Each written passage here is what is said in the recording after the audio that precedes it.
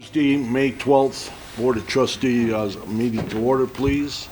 With the roll call, Barbara is excused, and Logan is excused, and Nick's going to be late. I shall call the roll.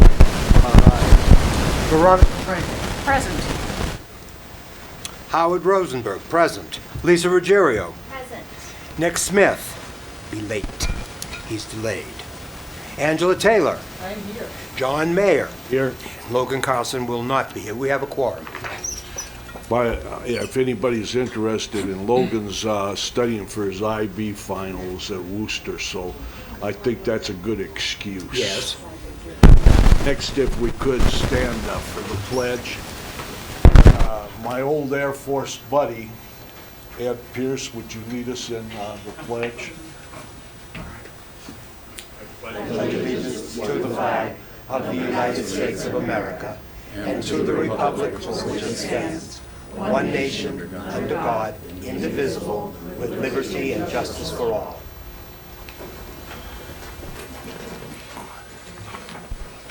Okay. Thank you. Might as well put you to work while you're here.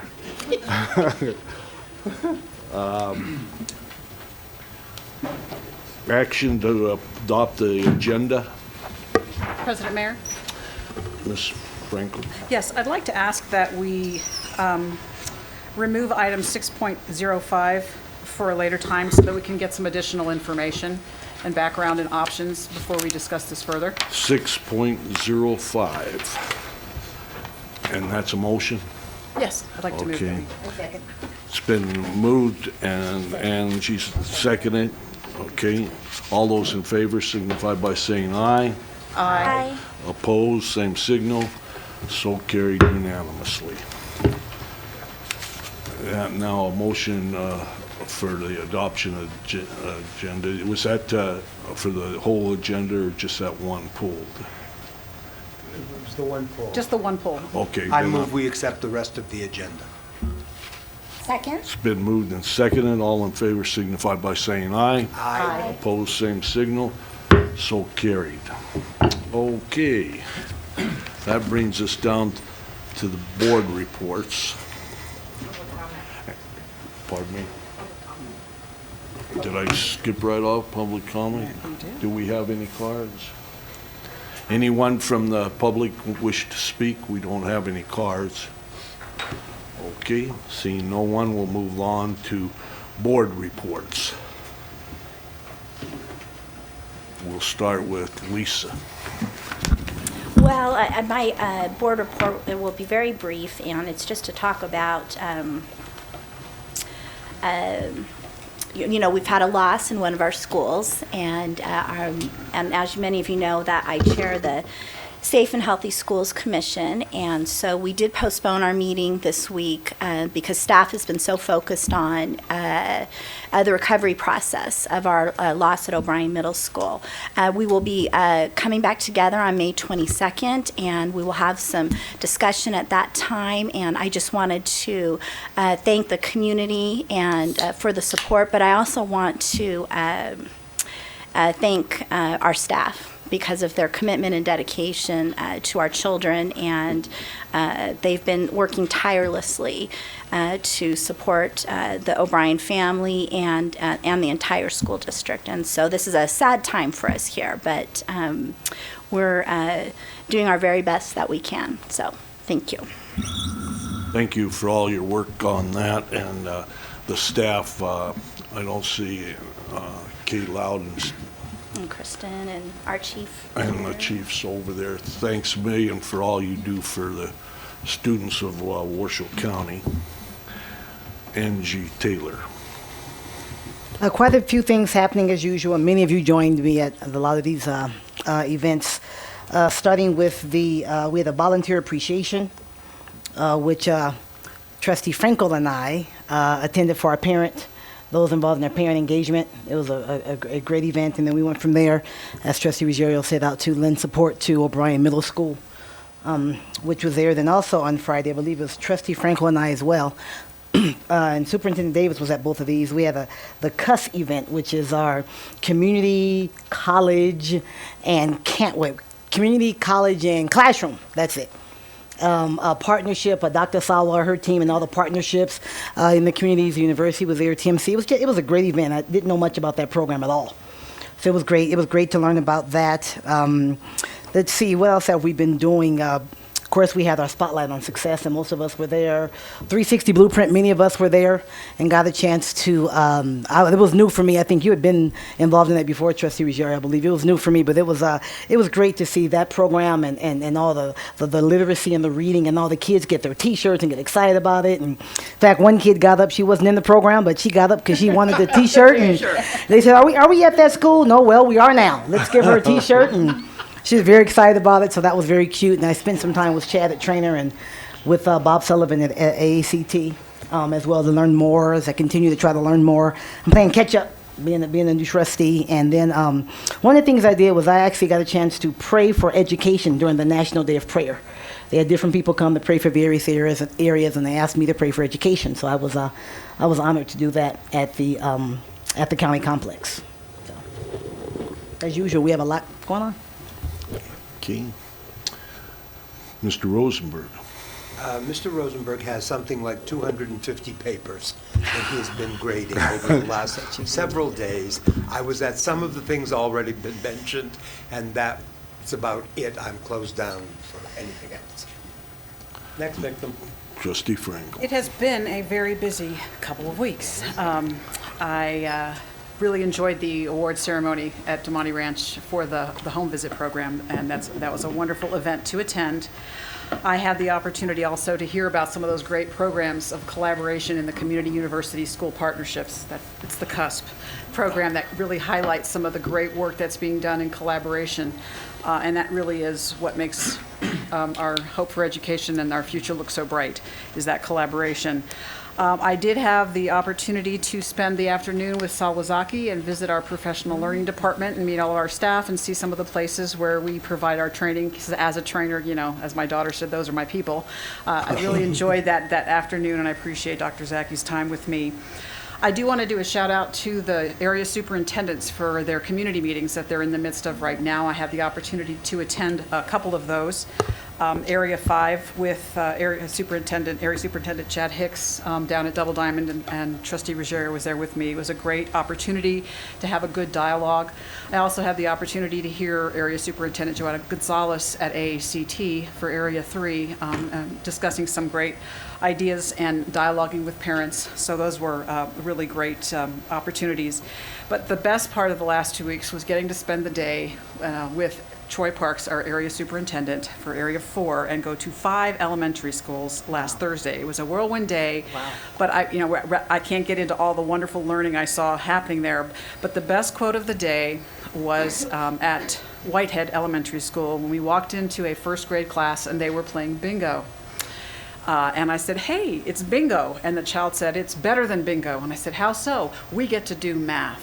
So I thought that was just the best line of the day. That really showed me that this one example of our kids really enjoying learning and our teachers finding creative ways to inspire them to learn and to instill that passion. So I want to thank Troy Parks for his time with me that day, and all the principals and teachers who I got to meet with and interact that day. It was great. Great.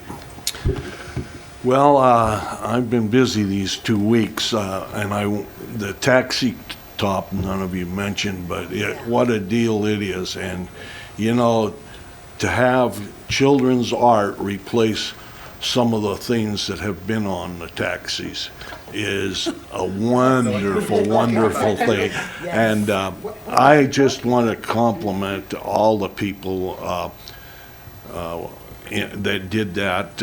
It was just tremendous, and the artwork was out of sight. Then I went to another one, the first Innovation High School Talent Show. And I want to thank all those people that mentor kids out there at Innovations and everything. But they put back, I always say education is fundamental. They put fun, F-U-N, mental, back into it. They let their kids do their thing. And our little girl Liberty on the Student Advisory Board, she's great at art. She's done their insignia and everything. But her talent was she read a poem that she had written, and it was splendid. And I just can't say enough for that. I hope there's enough interest that it continue. And I won one of the door prizes, a 3-month membership into a fitness center. So it's sitting on my bureau. They're waiting for you. Yeah, right. No And then- spandex, John, no spandex. That's right. And then I went to the acceleration area superintendent's meeting, and it was really, really nice. It was what they're doing is so great. Hats off to all those people that were there. And at Bernice Matthews Elementary School. And then I was at the signature, as a lot of us were, signature and AACT salute to their kids and their awards. And our kids scored first in so many things that it's too many to put up here.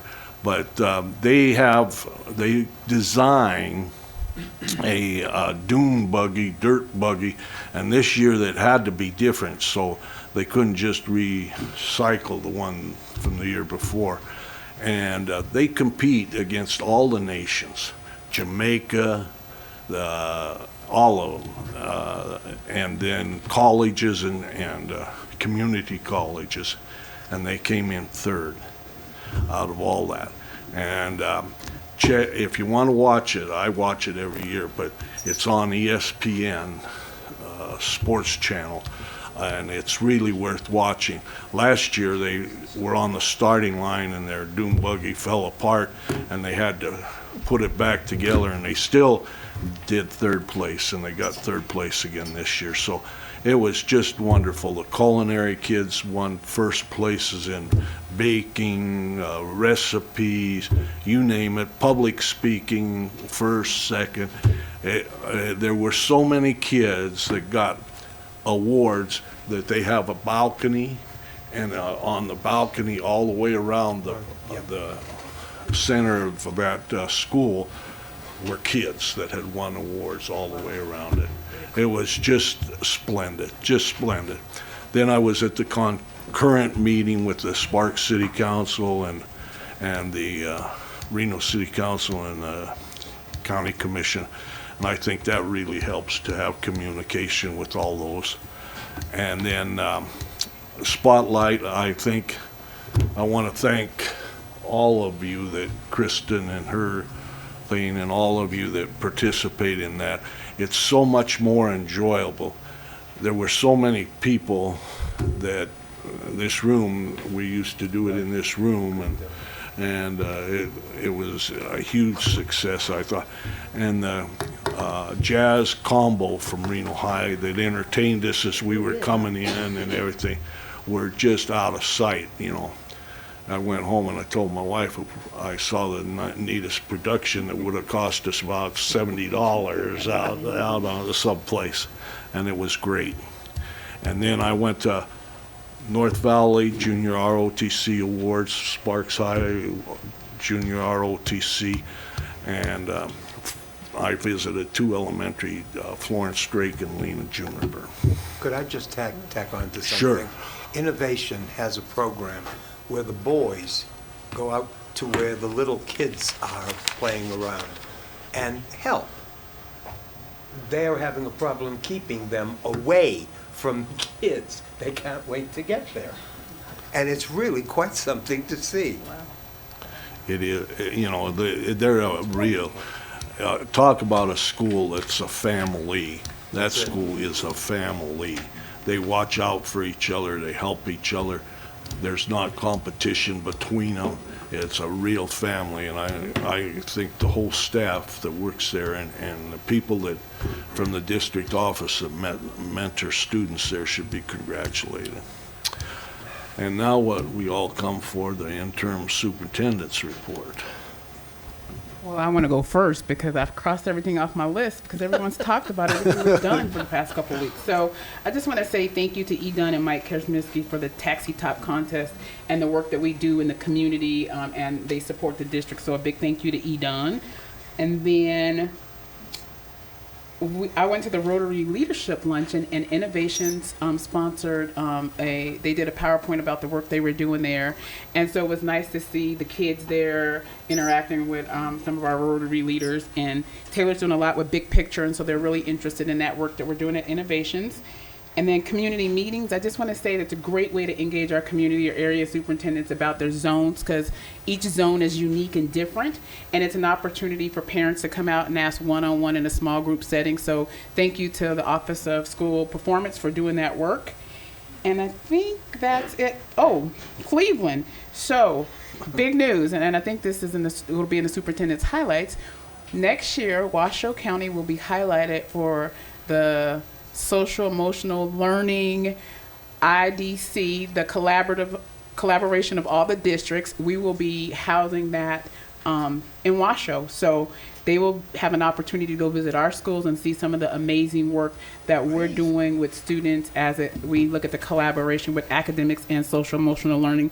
A big shout out to Trish and Ben and their department for doing all that work. So we're excited for that big announcement in Cleveland. So thank you very much. That's it. And everything else you already said. And I'd like to welcome Mike Malloy to the table. He's been in the corner for so long. He finally worked himself out by being Have. Wasn't my idea. No, I know it. It was my idea to get you here so that I could see you if you want to cut something off or something. Okay. Next, consent agenda items. Is there any that you wish to pull? Then I'll entertain a motion to accept the consent agenda 302 through 309. So moved. It's been moved by Howard, seconded by Angie. All those in favor signify by saying aye. Aye. Those opposed, same signal. Carries unanimously. Okay, moving on down to 401 legislative report. I know that our bill's being, oh, good. I thought maybe you were down there too. Was, huh? Yeah, I was this morning.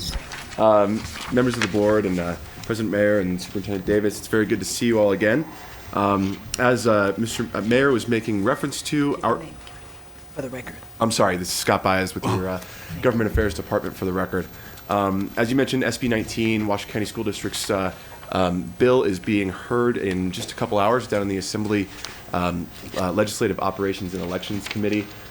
We've been working with the committee, meeting with as many members as possible, and haven't run into any real opposition to the bill. So we'll see how the hearing goes. Certainly, I'm eager to hear how that works out. There is a major deadline on Friday where bills need to be passed out of the second committee, or the committee in their second house where they now reside. So we will have to get the bill processed up by the committee on Friday if it has a chance of passage. I also wanted to give you a quick update on SB 411, which is Senator Smith's bill to allow our school board to create a committee to study capital improvement and place a binding ballot question on the next election ballot. We had a really productive hearing last week in the Assembly Taxation Committee. Washoe County School District was joined by organizations like EDON, the Reno Sparks Chamber of Commerce, the Building and Construction Trades Council, numerous other business associations, labor associations, municipalities, civic groups, all in support of the bill. Carol Velardo, the president of the Nevada Taxpayers Association, did testify in the neutral position and raised some concerns related to whether or not any tax would be available to be used for capital construction, including taxes that currently are earmarked for state-only purposes, and also wanted some clarity on whether property taxes could be raised outside of the cap, and clarity on issues like that. So she's working on an amendment that we will be reviewing as soon as we get the language and determine whether or not it's something that we can support. Another couple of the major ongoings around the legislative building involve the economic forum forecasts, which do indicate that there is a sizable hole in the governor's recommended budget, largely due to the number of tax expenditures that the legislature has passed in recent years. So they're currently still evaluating options as to how they'll raise revenue to fund the governor's budget. And now, in light of this cap, they're having to look at some more options. We're seeing that now with the debate over Uber and other ride-sharing companies. That could be a substantial revenue generator for the state that would help plug that hole. But many of these negotiations are going on behind closed doors, and so there isn't a clear sense yet of what a final tax package will look like. I wouldn't be surprised if you see some sort of hybrid of the governor's recommended business license fee. The Assembly Republicans have a plan of their own related to payroll taxes, and then Democratic ideas like maybe some changes around the live entertainment tax. So the likelihood seems to be maybe there will be a mix of a number of different ideas to come to a number that can fund the governor's budget. And the encouraging news is there is broad consensus to get there and fund the governor's budget. And certainly a number of the programs that we've supported really need that to happen. There are a number of major budget closings going on this week. This morning, a joint meeting of the Assembly Ways and Means Committee and the Senate Finance Committee approved just about all the budgets essential for the operation of the Department of Education. Now, it doesn't include things like the distributive school account or a number of the others of the governor's other major initiatives. This is more just operations of the NDE itself. But we will be hearing closings on the DSA, on other education initiatives on Thursday morning, and then we'd expect to see those win approval on Saturday morning in money committee meetings. There are a number of other bills that are going on just this afternoon. The Senate Education Committee will be holding votes on about half a dozen education-related bills, and that's just kind of the fury of activity. Characteristic of just a few days before a deadline. So with that, I'd be happy to stand for any questions. Questions? None? Okay. Oh, there's one other thing. There is still the. I'm sorry about that. I forgot to mention, That's all right. of course, AB 447, the Educator Performance Evaluation Bill. That we have brought an amendment to allow us to continue to use our NEPF-aligned modified Danielson framework that we would really like to have in a final version of that bill. It remains to be seen whether the appetite of the committee will be to adopt that. We've been working it hard. We've been participating in every stakeholder meeting related to this issue. And I think we'll find out on Thursday when we expect the committee to hold a vote. Okay, so thank you all. Thank you. Could I ask one question on the Zoom funding? Have they taken that up yet to maybe allow the schools that get the Zoom funding a leeway like 5% or something like that? Now, are you speaking with regard to use of that money for the Zoom money for things like family engagement and professional development? Mm-hmm. That issue did come up in a work session, I think, last week on the Zoom funding bill. They put a cap on it at 2%. That could be problematic. So, looking at options, could it be raised to 5%? Does it really need to be a cap? That's definitely something that's under consideration. So have any amendments been proposed or anything? Where the bill has just been approved by the Senate Finance Committee, that would have to be an issue taken up in the Assembly. That bill is exempt from deadlines, so we won't have to worry about getting all of that done by Friday. Yeah, I think personally that between 5 and 10% of that we could use for family engagement and those other things would be acceptable, somewhere in between there. Yeah, or maybe 2% on each instead of 2% total or something. So yeah, we're working on that issue as well. Okay, great. Thank you for all your hard work. Thank you. Next is an update, discussion and possible direction regarding the 2015-16 budget. Tom Kaczynski and Mike Schroeder. President, Mayor, Interim Superintendent Davis, members of the board. For the record, Tom Kaczynski, Chief Financial Officer, and with me is Mike Schroeder, our Budget Director. So we don't have much of an update for you. We'll kind of piggyback off of what Scott said today, just kind of take you back in time. We started the budget discussions with you in January, had another update, two updates in January for you, had the budget work session where we spent a good day with you on the budget on March 5th, and then had two subsequent town hall meetings on the 11th and 19th of March. The tentative budget was approved by the board on April 14th, and on the 28th, we provided you basically an action plan of what we would do based on what we know today. And so kind of to piggyback again off of what Scott said, we're still waiting for some answers.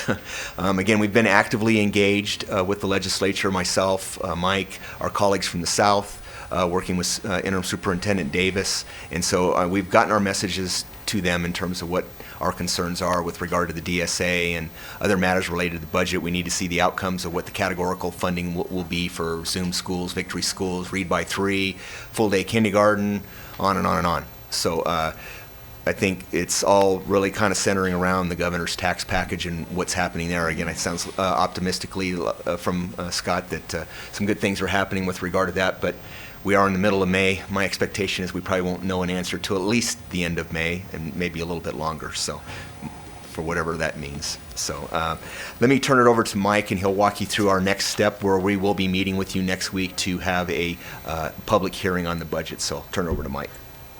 Thank you, Tom. Mike Schroeder, Budget Director. Good afternoon, President, Mayor, Superintendent Davis, members of the board. At our last meeting, on our budget update, we kind of discussed some additional recommendations to add to the budget. We approved the tentative budget with a $26.7 million deficit. These additions that we're proposing will bring it up to about a little over $29 million. We also presented some potential offsets to balance the budget. As Tom said, and Scott, there's a lot of uncertainty. Until the legislature finalizes everything, we really don't know what that impact is. We have a budget hearing on the 20th, and it's a public hearing on the tentative budget. And at that meeting, you are allowed to make recommendations to change the budget and pass a final budget at that meeting, should you decide to do so. You have June 8th to actually file and approve a final budget. Our recommendation will be to suggest the changes as recommended by the superintendent and pass a final budget at that budget hearing on the May 20th. Then once we know what the legislature funds, we have 30 days to present to you recommendations to file an amended final budget based on what we know. We'll bring forward those recommendations, and you'll have an opportunity to see those. And it's really hard to say what exactly that will be at this point. So that's kind of where we are. You had asked for some descriptions of some of these recommendations we brought to the last meeting. On the May 20th agenda item, we have a full description of what those programs are. So that should be coming to you pretty quickly here. So that's kind of where we're at right now. And if there's any question, be happy to answer them. Any questions? I was just going to say, you look a little tired. Can't imagine why. Well, it wears on you a little bit. It was Mother's Day. That too. I guess just my only question, President Mayor, if I may just, you mentioned some of the things, the DSA, some of the other categorical funding. Anything, there's a class size reduction, I guess, fall in that same category, and we really don't know. Yeah, the waivers. The waivers. Yeah. Textbooks waivers. Textbook waivers are our three, we'll call them our big three items. The Yeah. DSA number one, our concerns centered around that, and then request to consider continuing the class size waiver and the textbook waiver. Right. Those are still out there, are very actively being discussed, if I could say that, if I slow down. And then as well as the categorical funding in terms of what the governor's proposed in terms of reform. Again, I touched on I didn't touch on every single one of them, but the ones that we've really centered our conversations around are Zoom schools, Victory schools, full-day kindergarten, Read by 3, and there's certainly others, gifted and talented, technology, and some others. So I don't have all the list in front of me, but those are the ones that have been actively discussed. So. Great. Thank you very, very much. Thank you. Busy next month, this whole month. Then they'll really Next decide week. It's next, yeah, it's next Wednesday, right? Right. All right, moving right along, we're going to go to item 6.01, consideration of ratification and corrective action to approve utilization of the law firm of Maupin, Cox, and Lagoy for legal advice to individual members of the board from February 26, 2015 through March 4th, and to advise and provide information to the board collectively and to the office thereafter pursuant to NRS 241.015-3B2 from March 5th through April 14th, 2015, regarding potential litigation and negotiations with the Chief General Counsel, and further to consider approval of payment to the law firm for such legal services rendered during the period from February 26th through April 14th. Mr. Malloy. Thank you, Mr. President and trustees and Madam Superintendent. I'm here on, if my voice lasts with my March and springtime allergies throughout the three of these items, to address three separate items in a row, 601, 02, and 03. I'll address them individually, but two of them, the first two, have to do with the Chief General Counsel and the issues that have arisen since back in July of 2014 through very recently. The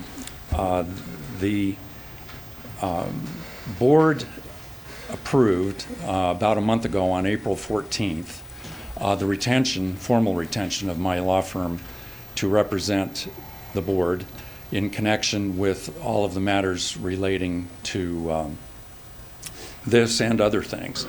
I have been, sorry about my voice, prior to April 14th, I had been contacted first by the officers of the board on February 26th of 2015 to discuss for the first time with me what to do about the Chief General Counsel.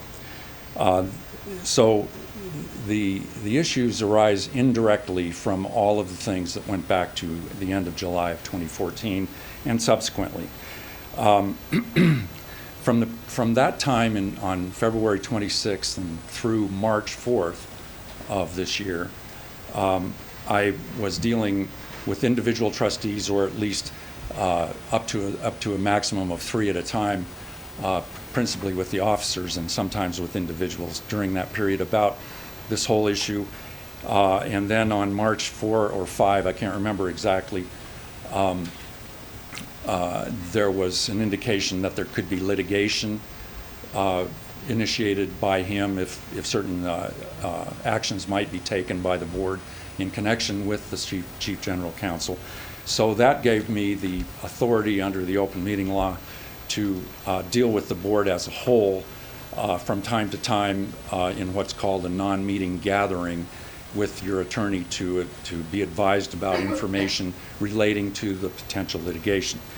So from March 5 approximately until April 14, that's the way this item was treated. But that is by having these gatherings with you as a board to receive information from me as your attorney. However, all of the events that occurred prior to the date that we first heard there could be litigation initiated in this case were done on the basis kind of an open account. I'm receiving a request from the board officers and individual board members from time to time to help the board with this issue, and I did so, and I'm doing that kind of on the proverbial come line if we were gambling at a craps table, that I would be paid someday for that. But once you approved the retention of the firm on April 14, and after that, it's on a more formal retention basis. So what I'm asking for is ratification and what the statute, the open meeting law statute, calls corrective action That's their words. And I don't know that anything's really being corrected, but that's their term. For the services that I rendered and my law firm rendered to this board from February 26 through April 14. And ratification of the use of my law firm, and then the payment of the invoice that's issued in connection with that time. And that's the second part of this agenda item. You could either split it up and have two motions if you wish, or take them all at once. I'm asking for ratification of the use of my firm until April 14, and payment of the use of my firm for those services rendered until April 14. Now, I'll take any questions you might have. Any questions? We approve. You move to approve. Is there a second? It's been moved and seconded. All those in favor signify by saying aye. Aye. Opposed? So carried. Let the record show unanimously. Thank you, and I appreciate that very much. The second item, may I move to the second item? Yes, you might as well even read it too. All right, You're a I'll much better I'll try to reader do than that I if I am. don't lose my voice. Okay. Item 6.02 is consideration of approval of the written settlement agreement and mutual release document between the Board of Trustees on behalf of the district and Randy Drake, whereby Mr. Drake accepts reassignment to a different position within the district. His employment contract as Chief General Counsel dated in October of 2013 is terminated, and the parties mutually release each other from all claims. This item is to hopefully, and I recommend it to you, resolve the issues between the board and the district with Mr. Drake as Chief General Counsel. Now, it would accomplish board approval of three different things. That is the reassignment of Mr. Drake from his previous position as Chief General Counsel to the position in the Grants Department. There's a title for it, but I don't remember the name of the new job. But there's a title he has there. He would answer then to the director of that department. I might add that Mr. Drake is taking a $62,000 pay cut if you compute it with his annual salaries for the two positions. That's somewhat at odds with what's been reported a little bit recently, because the newspaper has reported on two different occasions about this. First, they reported that his annual salary was $110,000, I believe. More recently, they reported that his salary was $139,000 and some change. The reason for that second, I don't know where the first one came from. That was probably a starting salary way back when or something. I don't know.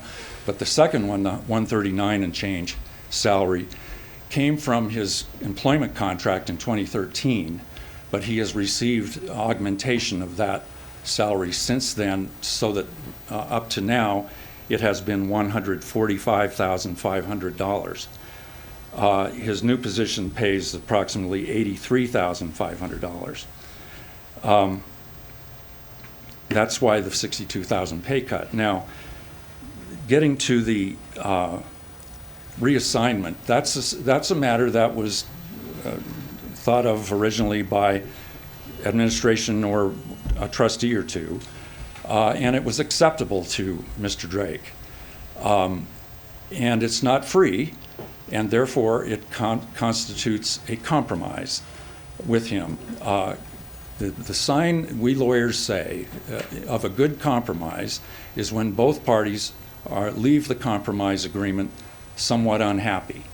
And that's probably the situation, at least in the eyes of some people, about this. However, notwithstanding that, I recommend this to you. In the event that we had been unable to settle this thing with Mr. Drake and his attorneys, he had two very capable attorneys, Mr. Peterson, who represented former Superintendent Martinez, and his associate, Kerry Parker. And they had points of view that were, reasonable, I'm not saying they were right, but they were reasonable to assert on his behalf. If we had attempted to terminate Mr. Drake for cause, that would have been a difficult thing to do. I'm not saying it would have been impossible necessarily, but it would have been difficult, and it would have been time-consuming, and it would have been very expensive to litigate. And that is because the definition of a for-cause termination in his written employment contract, by which you were bound, defines cause very narrowly.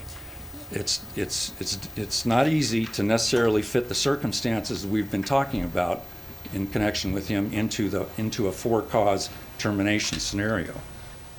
Not impossible necessarily, but not easy by any means. So if we had litigated with Mr. Drake through his attorneys, it would have taken a long time, and eventually the decision would have been made, well, was it in fact a for-cause termination, or was it a no-cause termination? If it had been decided by the fact finder in court that that was a no-cause termination, then he would be entitled to a lot of money. And that would have been all of his salary for a year, $145,500, plus 90 days more, another quarter of a year, because he was also entitled to 90 days written notice of his termination, whether he was still working during that 90 days or told to go home and sit there, and he'd still be owed 90 more days.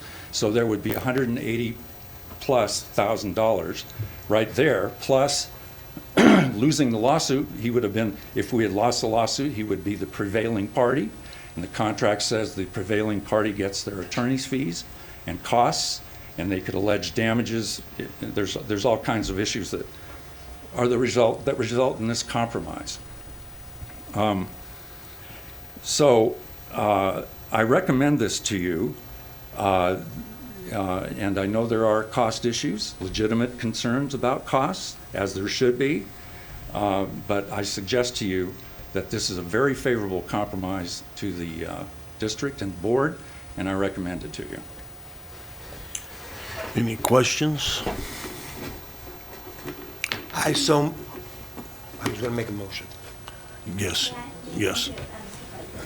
So going back to this position, I think it's called Assistant Director of Grants. So he would serve in this position. So what does he fall under? What, for example, does a new employee?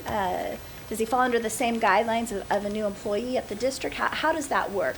Because he's been an employee in the past of the district. I just want to make sure I'm clear on that process and the public's clear. I'm probably not the best person to answer that question. Perhaps the superintendent is. So he would be reassigned, and he will be a probationary employee under his new negotiated agreement. And what does that mean for the public? So I forget the name. Is it APTA? Right, APTA.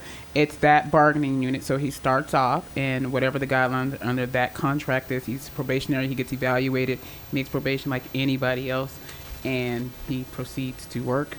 And does that make sense? There's a lot of guidelines in the job, but basically he will be supervised under an APTA agreement, and he has a negotiated agreement with that union, because we have several different unions. So just so I'm clear, he falls under the same exact guidelines that position falls under, that anyone else under that association Right, so would. the position falls under that union, correct. Understand, okay. I might add, just for clarification of the proposed written agreement that we're considering here, he retains his accrued but unused vacation and sick leave that he had accrued while he was Chief General Counsel.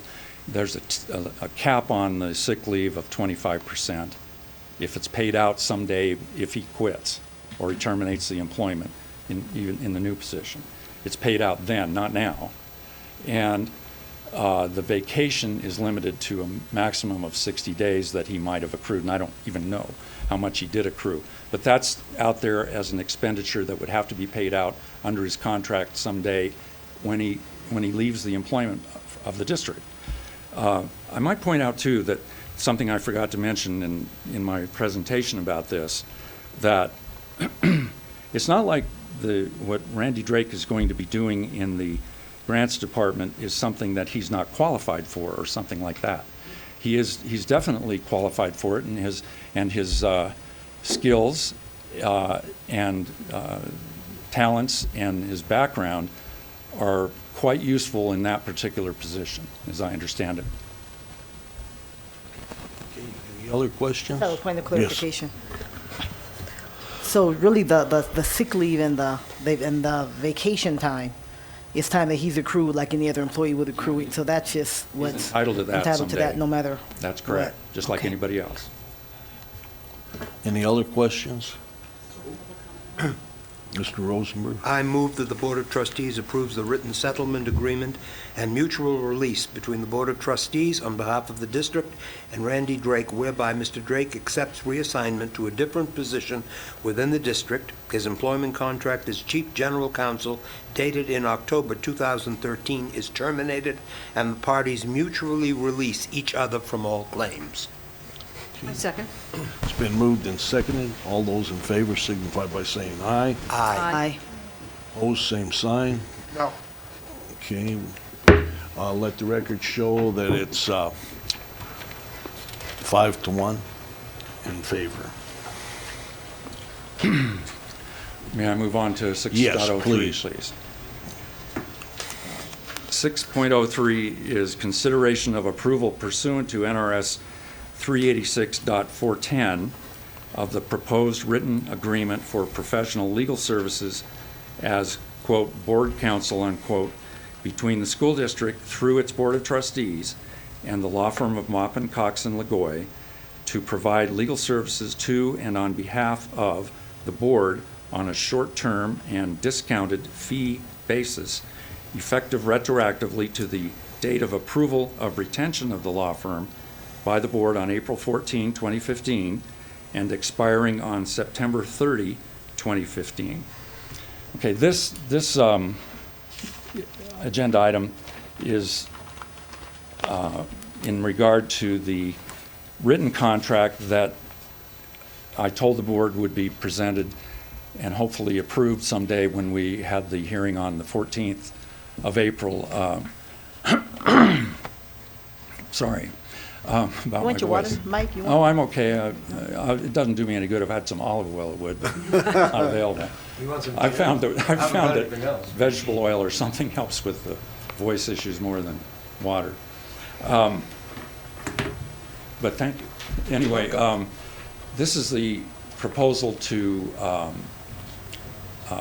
adopt and approve the written contract with my law firm and therefore with me, as well as a shareholder in my law firm, going forward after April 14 until September 30. So it's a short-term contract.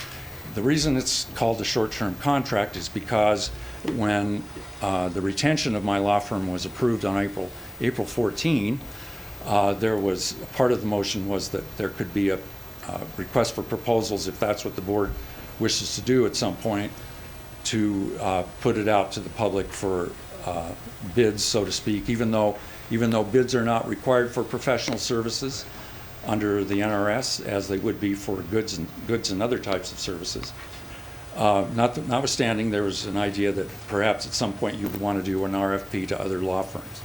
So that's why it's a short-term arrangement and expires on September 30th.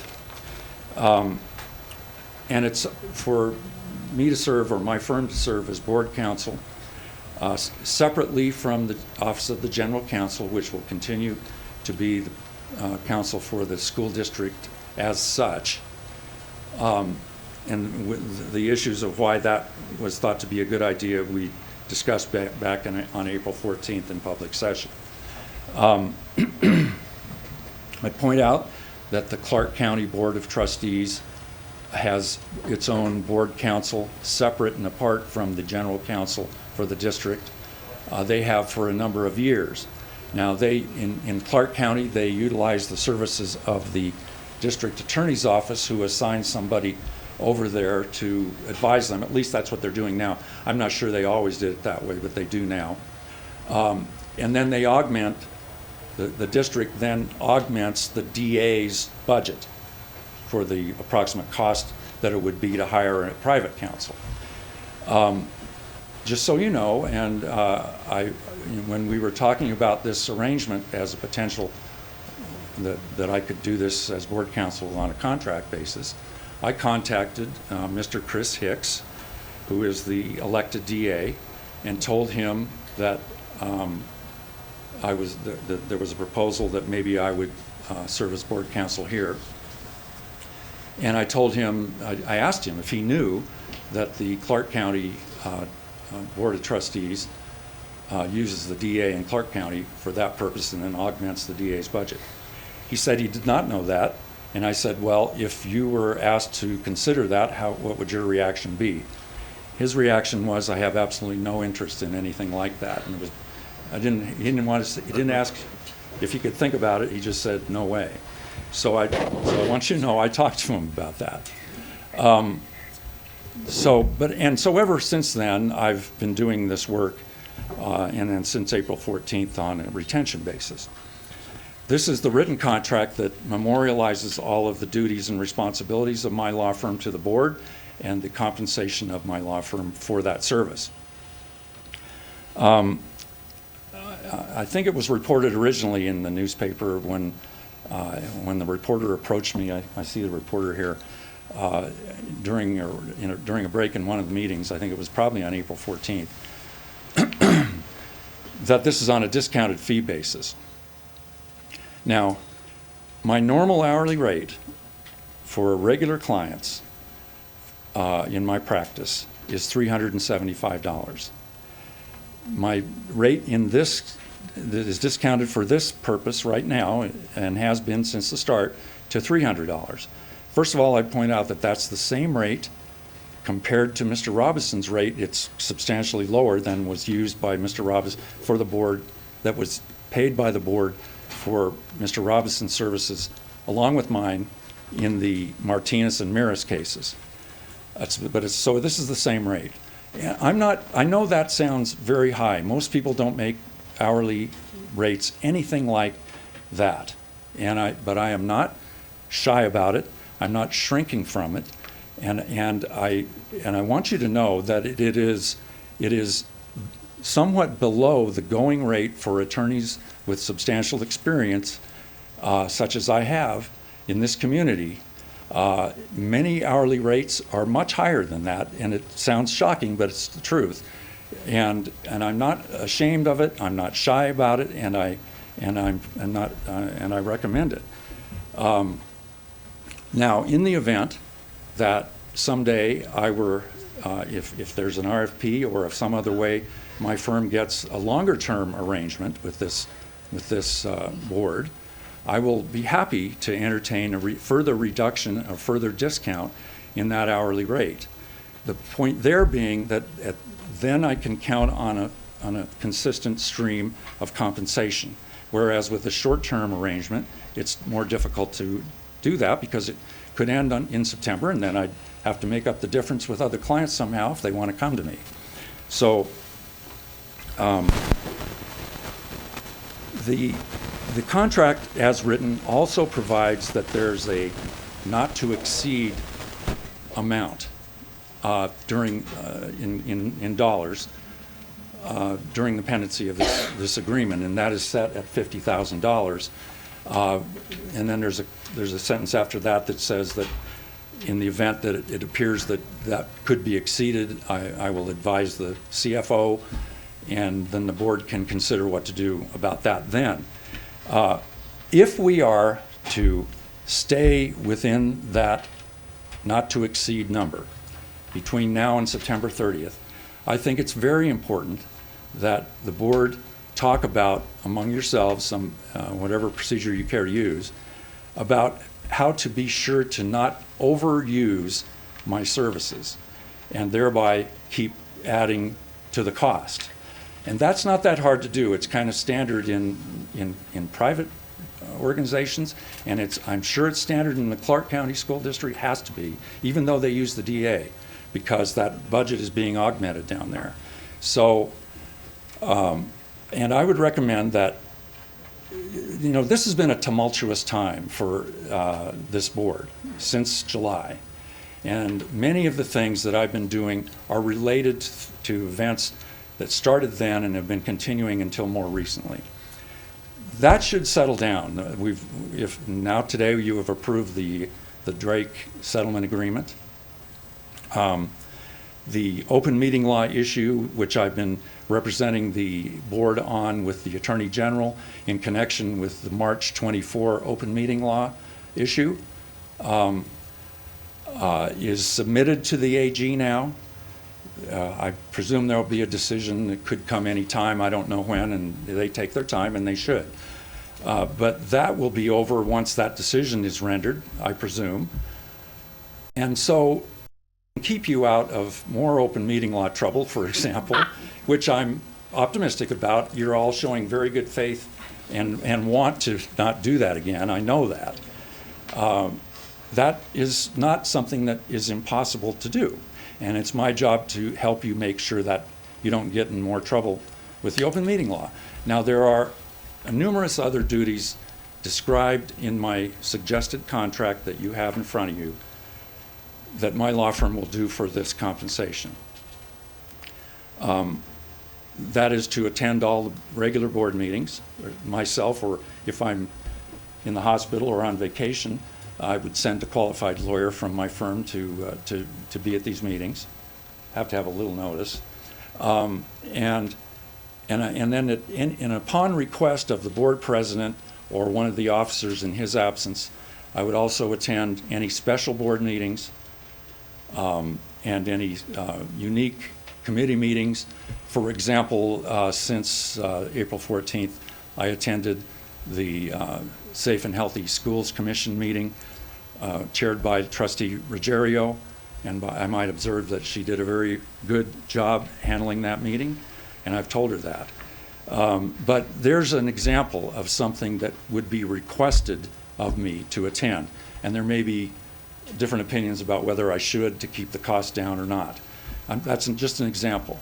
Another one was the concurrent meeting of the Board of Trustees with the County Commission and the City Councils of Reno and Sparks that I just recently attended. That was done because I was requested to be there specifically. And so that's another example of whether you want to choose to use the services of your board counsel for those kinds of things or not. I'm happy to do it, and we would contract with you to do it if we're requested to do it. But the requests for my services, I suggest, ought to go, it just seems to make sense to go through the board officers, at least the president and the vice president.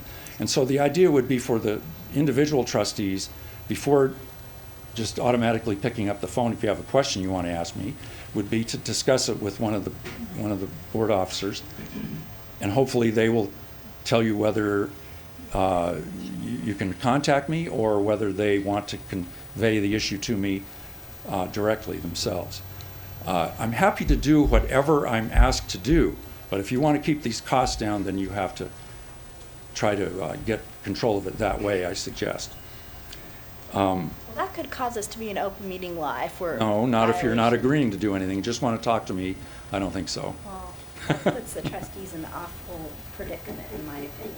Well, that's how it has to be if you want to keep costs down. And I frankly don't think we need to be too worried about open meeting law violations if there's no agreement of the board to use me for some specific purpose. And by the way, the contract says you can anyway.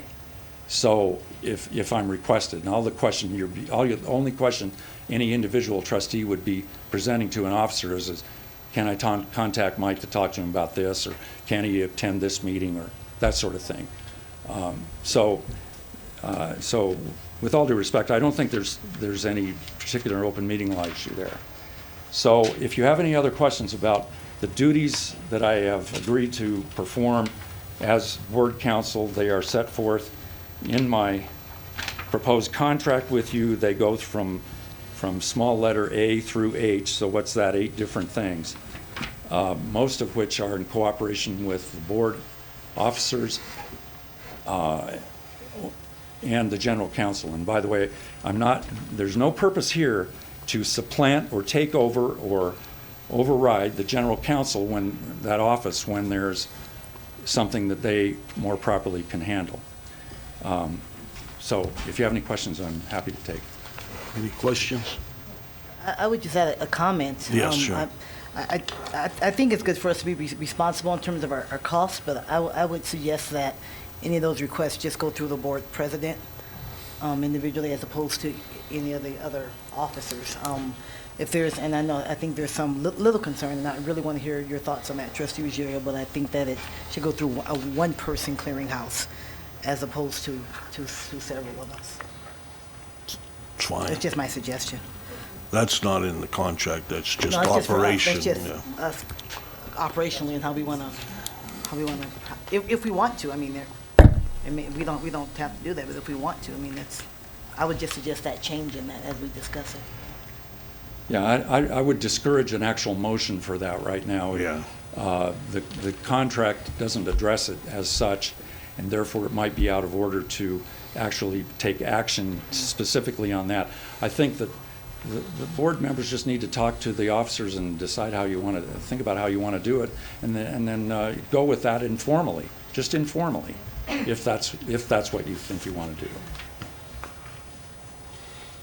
Any other questions? The chair will entertain a motion. I move that the Board of Trustees approves pursuant to NRS 386.410 of the proposed written agreement for professional legal services as board counsel between the school district through its Board of Trustees on one hand and the law firm of Maupin, Cox, and Lagoy on the other hand for provision of legal services to and on behalf of the board on a short-term and discounted fee basis, effective retroactively to the date of the approval of such retention of the law firm by the board on April 14, 2015, and expiring on September 30, 2015. Is there a second? Second. Dr. Taylor seconds. All those in favor signify by saying aye. Aye. Opposed, same signal. Passes unanimously. Let the record show that. I appreciate that, and thank you for Well, it. thank And you. I'll do my best to serve you well. Thank you. Okay. Going on to 6.04. Consideration of extending the current employment of interim Superintendent Tracy Davis pursuant to NRS 391.110 beyond its present expiration date of June 10th, 2015, to the effective date of commencement of the employment of a permanent superintendent yet to be selected by the board, and discussion of possibility offering bonus compensation to Ms. Davis for continuing to serve as interim superintendent, consummate with her ongoing duties and responsibilities to be paid upon completion of her interim assignment.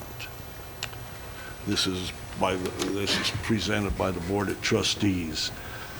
Is Well, there I any? guess I would just say it expires on June 10th, and we know we won't be finished by June 10th. So we certainly need to extend it. I mean, that seems like it's the thing to do. Mr. Rosenberg. Since I seem to be doing this regularly, I move that the Board of Trustees approves extending the duties of the interim superintendent until such time as a permanent superintendent commences his or her duties, and to thank Ms. Davis for all that she's doing. Is there a second to that motion? I'll second. It's been seconded by the permanent seconder. Apparently, huh? The mover and seconder today, huh? All those in Jump in. favor signify by saying aye. Aye. Wait, she wants some discussion.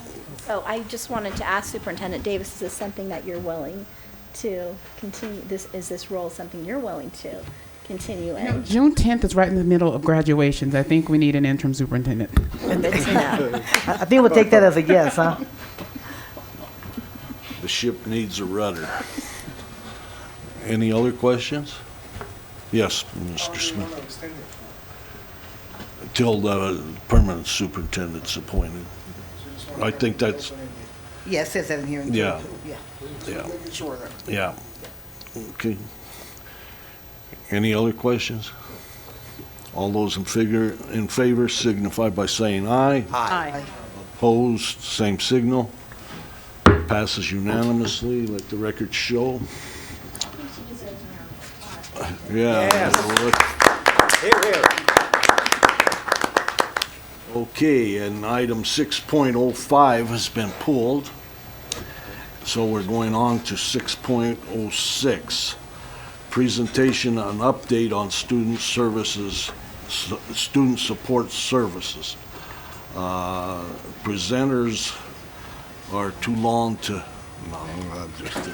Dr. Brian Green, Frank Savaggio, and Jenny Rice. Ricky, I don't know. Is she in her new position now, or is she just She is president. doing this gratis, free gratis? She's actually doing double duty right now. Double duty. She's still So principal. if the buses aren't getting out of Huntsberger on time, she'll get up and leave and make sure they are, I'll huh? let her answer that, trustee. Well, Nice to see you three. Well, thank you so much for having us, President, Mayor, trustees, Interim Superintendent Davis. We're actually very excited to be here today to kind of give an update based upon the progress we are working on here in special education. We'd like just to kind of give you just a broad 60,000-foot overview of the work that we're doing. We do plan on coming back in August to give a much more detailed plan. But I kind of wanted to, hopefully at the end you'll have some questions we can answer. But the first thing we started working on for the long sustainability of the work that we're doing is the structures and the vision of student support services in the Washoe County School District. The role and goal of the Office of School Performance and the student support services, I believe, are integral.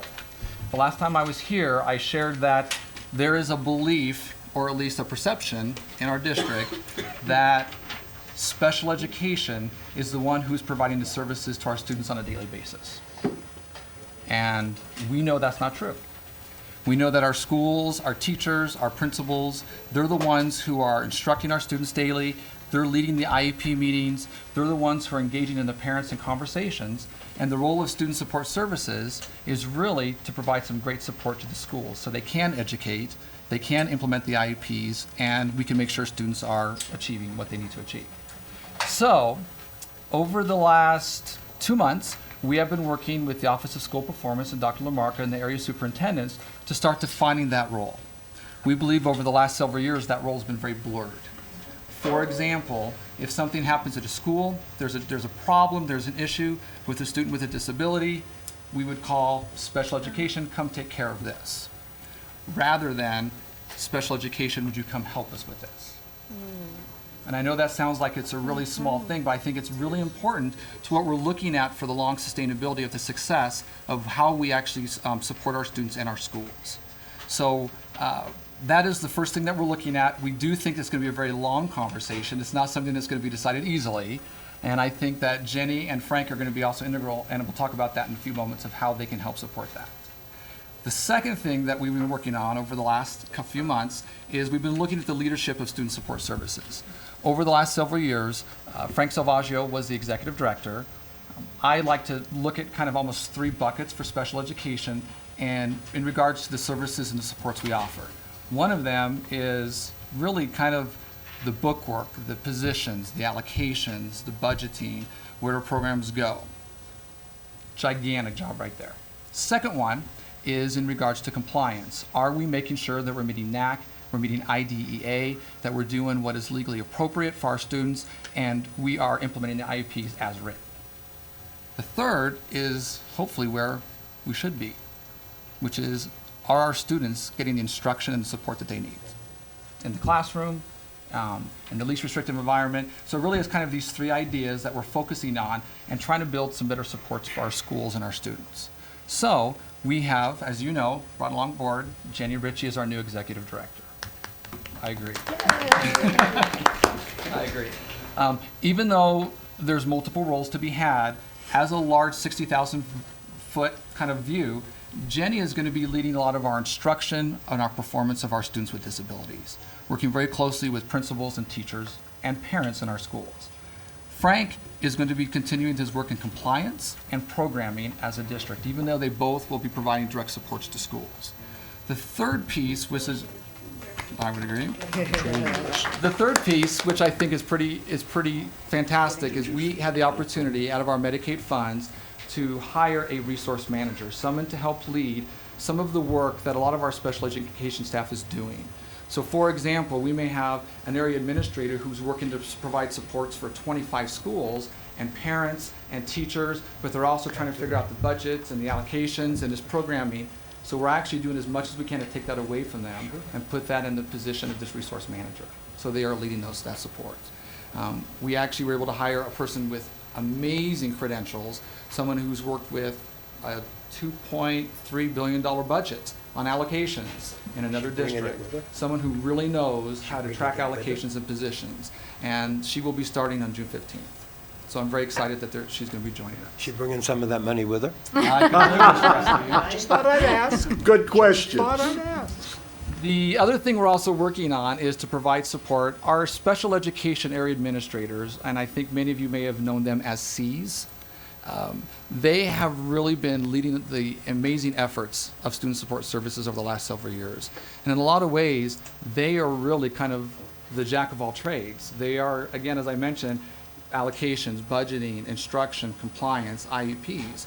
And that role, because we don't have so many positions, we are looking to define that role so they can feel more successful in providing supports and services to our students. Okay.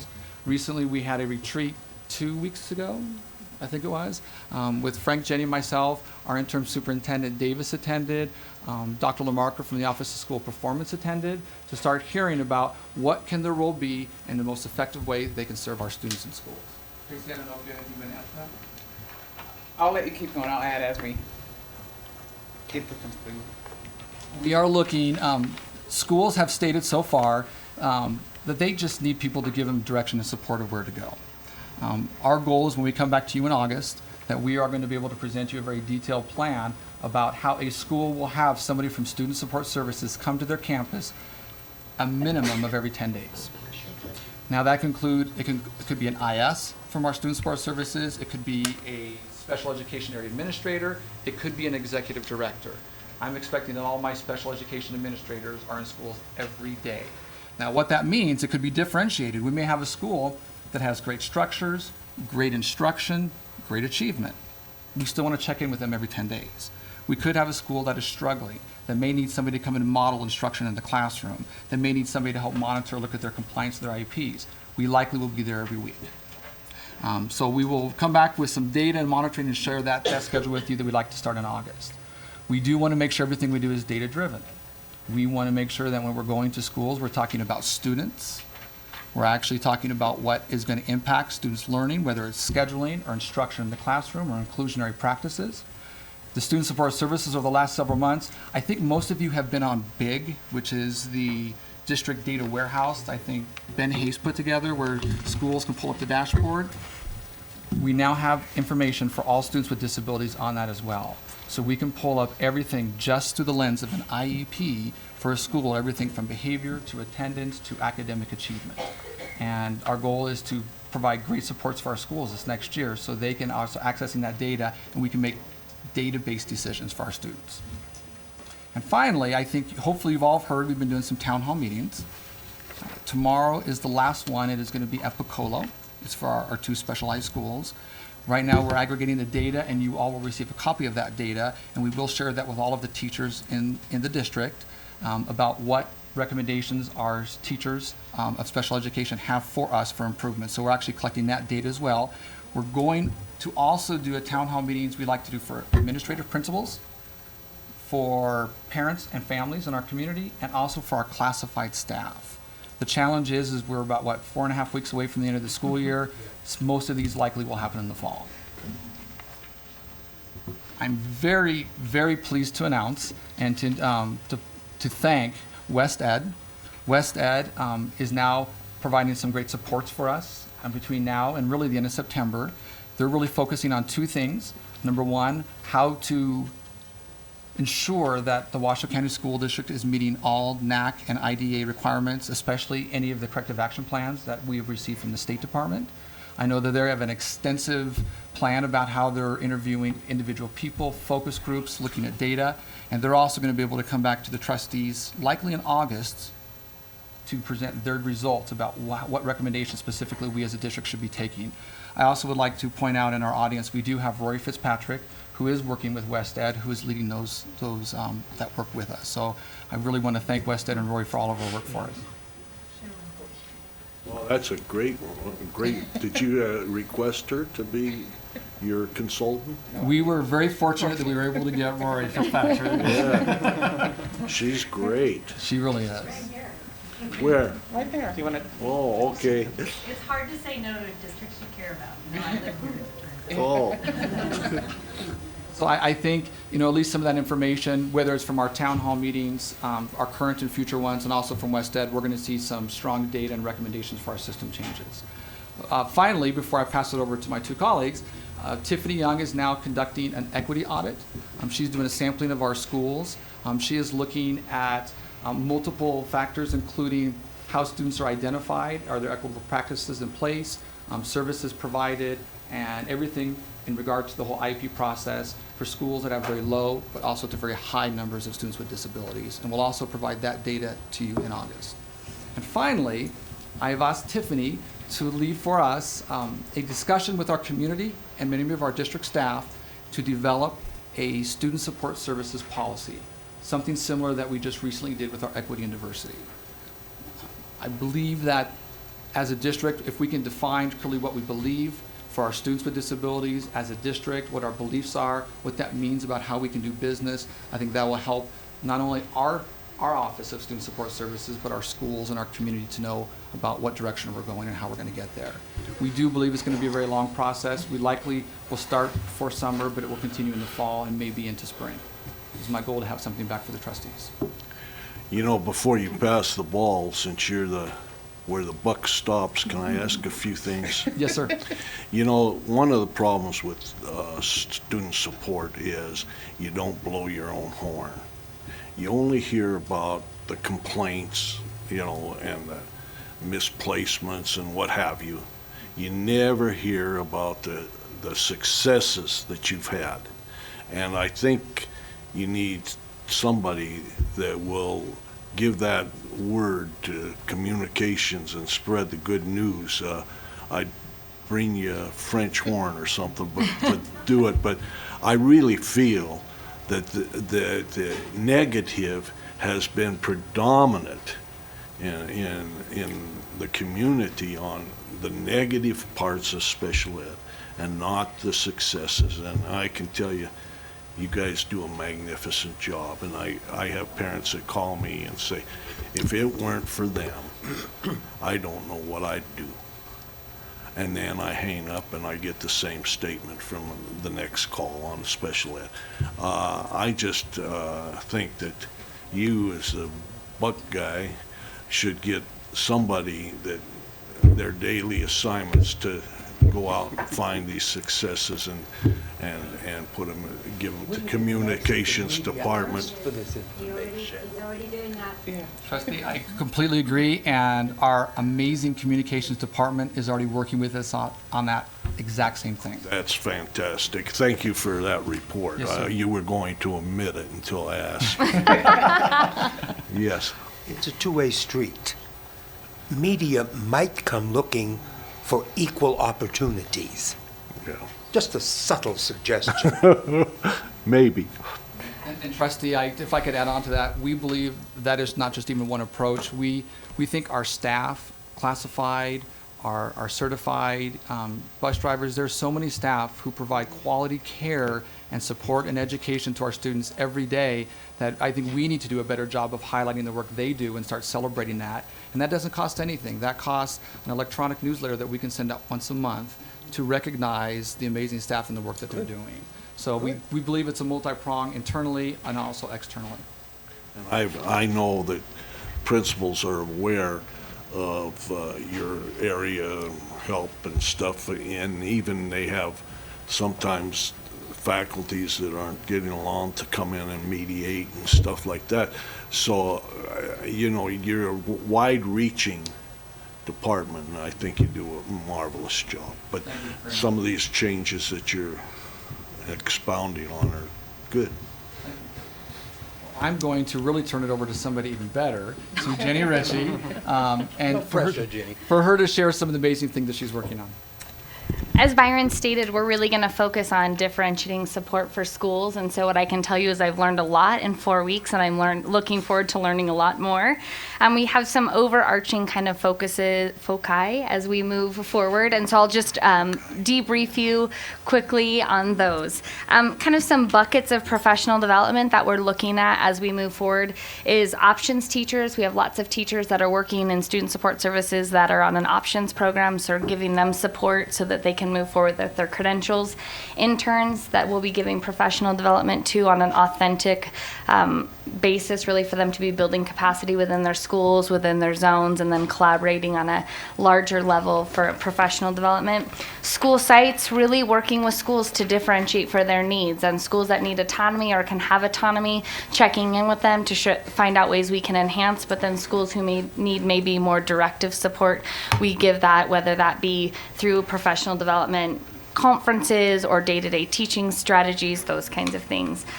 We're also looking to be a part of A&S, every A&S meeting next year. And our vision is that we will take whatever the topic is for A&S for the month, and we will look at it through the lens of student support services and provide direct professional development to administrators so they can take that back to their building so that we're all on that same trajectory and path towards success for our students. Additionally, we have collaborated with the Stetson Group, and we'll be doing a professional development opportunity for 30 of our schools in June, and we're looking at inclusive practices, and we'll be building capacity and sustainability for the next year for implementation of those structures that can be used not only for students that are on IEPs, but all students to differentiate learning within the classroom. We're also collaborating with school police. We're going to be providing professional development with them this summer so that we can all be aligned in our expectations and the way that we support all of our students. We'll be working collaboratively with Frank's department for compliance so that we can be pulling things together for our staff so that it's not that compliance is in isolation from instruction, but that those things go hand in hand so that we can ensure that students are successful. Additionally, we are, as Byron talked about, our Cs and ISs will be in buildings on a regular basis. We're working on some note-taking or feedback mechanisms that we can be sharing with our area administrators as well as us and student support services so that we're having an ongoing fluid dialogue about supports that schools need so that we are on top of it within 5 days. We shouldn't be knowing about things needing attention 10 days, a month out. We should be knowing right when it happens. So we'll be providing that support as well.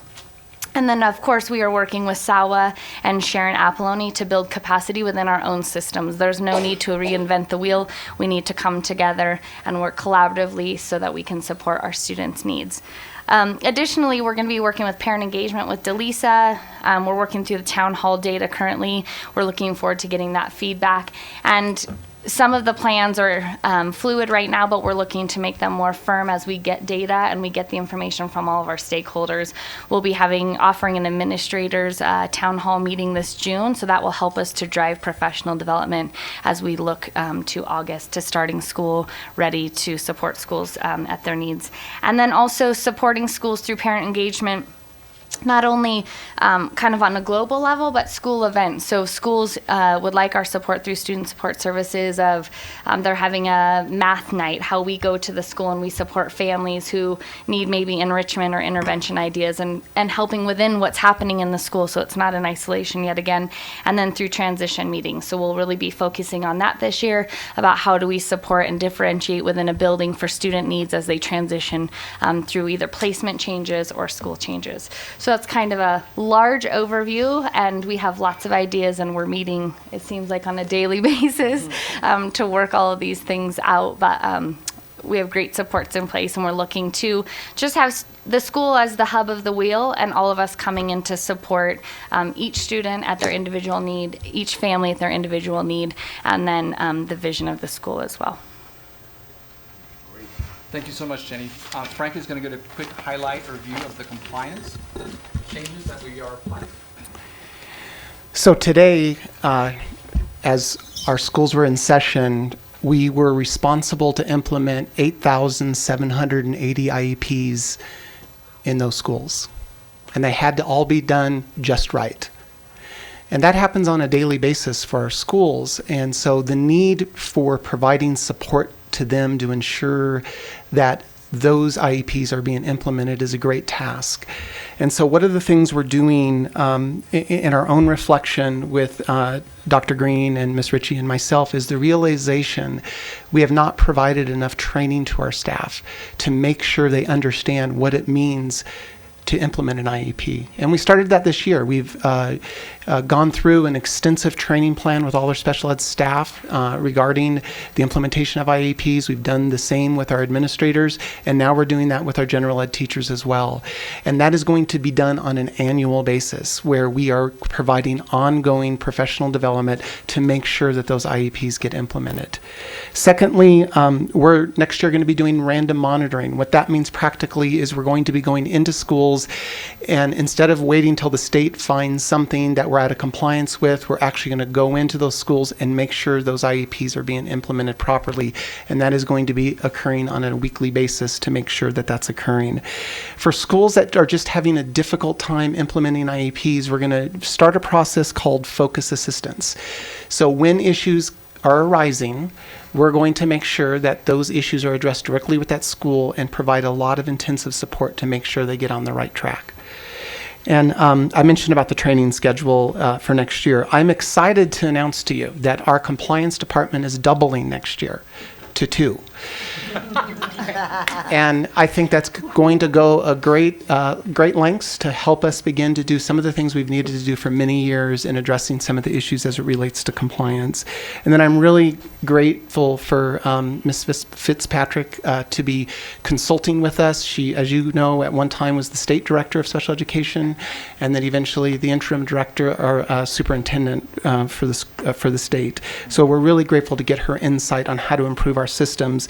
And then also, I know there's a north and south competition that sometimes occurs, but one thing that Clark does very well is compliance. They are amazing at it. We've been down there a couple of times to know the systems that are being put in place, and we're working to use some of those systems to make sure we're moving forward in a positive way in that end. That's all I have. Thank you, Frank. If I could also highlight how the conversation is changing. Typically, when people hear the word compliance, it's like, taxes, compliance. These things do not instill hope in somebody. I don't know if Jenny and Frank want to share this, but we just had 2 schools provide feedback about some of the support from student support services at their schools when they were going through a compliance activity. I don't know if either one of you want to share just a general comment. No, nothing specific of names, but I believe what was expressed, that the principal felt they could actually do their job better because they were not aware of what they didn't know. It was one of those things they just didn't know, and they felt they could more adequately support their school and their students. And it was actually a very positive feedback from compliance support, which to me is very hopeful. So our goal is we will come back in August with a summary of our work over these 6 months, including what we've done these first 3. And more importantly, I believe we'd like to set a vision and goals for the 2015 and 16 school year of how student support services can better support the needs of the students with disabilities. So are there any questions, or interim superintendent? Well, let me just kind of add a few things, and then you can ask questions. Special ed is complicated. It's broad. The scope is broad, and there's a lot of work to do. We are by far not perfect, and we have challenges, but we are working hard for every kid. When we look at grad rates, we know if we analyze data, that's an area of concern. But also not just grad rates. We talk about meeting the needs of the individual child, because there might be a child who might not meet that criteria based on their IEP.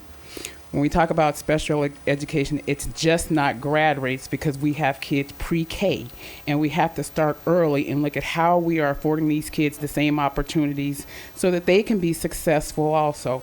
So I just want to commend the department, because it's larger than just, we talk about the special ed department. If you hear what they're saying, they're talking about a collaboration with equity and diversity, MTSS, the family partnerships, like all the options, integrating this to be the very best. So can I just have all the special ed folks stand up that's out there? Because I know you guys are out there, and I know we have tough conversations, and sometimes it's not easy. So thank you guys also, because I know you guys do some of that legwork.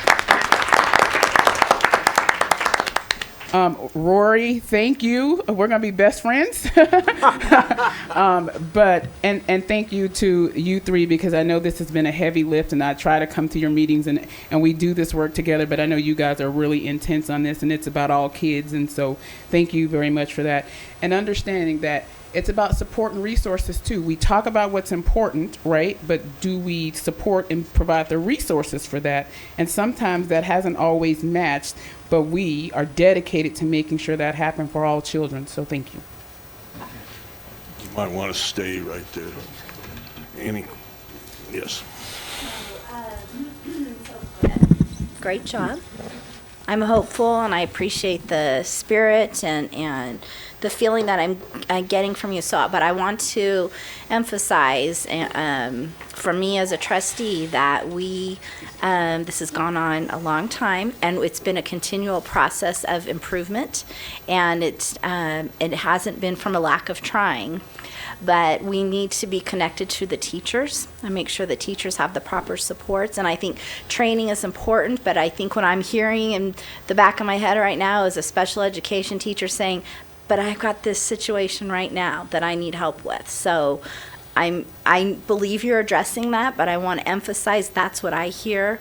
It's from the teachers saying, I've got this, I'm dealing with this, I'm dealing with this, I'm dealing with this. So I'm hoping with your plan that you will, Superintendent, that this will be addressed, because I think we need more supports. Can we build for on our that? teachers. Yes, build. Our goal is definitely training after we collect that data, and so those daily conversations, and that's the goal of C's and IS's being in schools every 5 to 10 days, so that our teachers, our gen ed teachers, our resource teachers, our specialists can say, this is the situation I'm dealing with, how can you help us? So that we're on top of that and we can give them strategic support rather than just a blanket of here's a professional development that might not mean much to you. We want it to be specific to their needs. And so that 5 to 10 days will really help us to know exactly what schools and what staff members need what assistance so that we can be on top of it. And also that the principals need options also and supports for the challenges that they deal with some of the students. I want to make sure that that's being addressed, that it's not just one principal's challenge, that we look at it holistically through the district, what's in the best need of that child or that student, not what's in the best need of a particular school. We have to look at it comprehensively through the district. Agreed. Okay. So thank you. Anyone else? Okay, I have two, just a second, there's public comment here. Public comments. First is Linda Daly. Can I let Jessica go first? No, She's got a bus. I called you up. She's got a school bus. I don't know how transportation will go on my girls yet. Who? Jessica Dunn. Okay. She's the other one. 3 minutes, get up She's got there. a school bus to meet.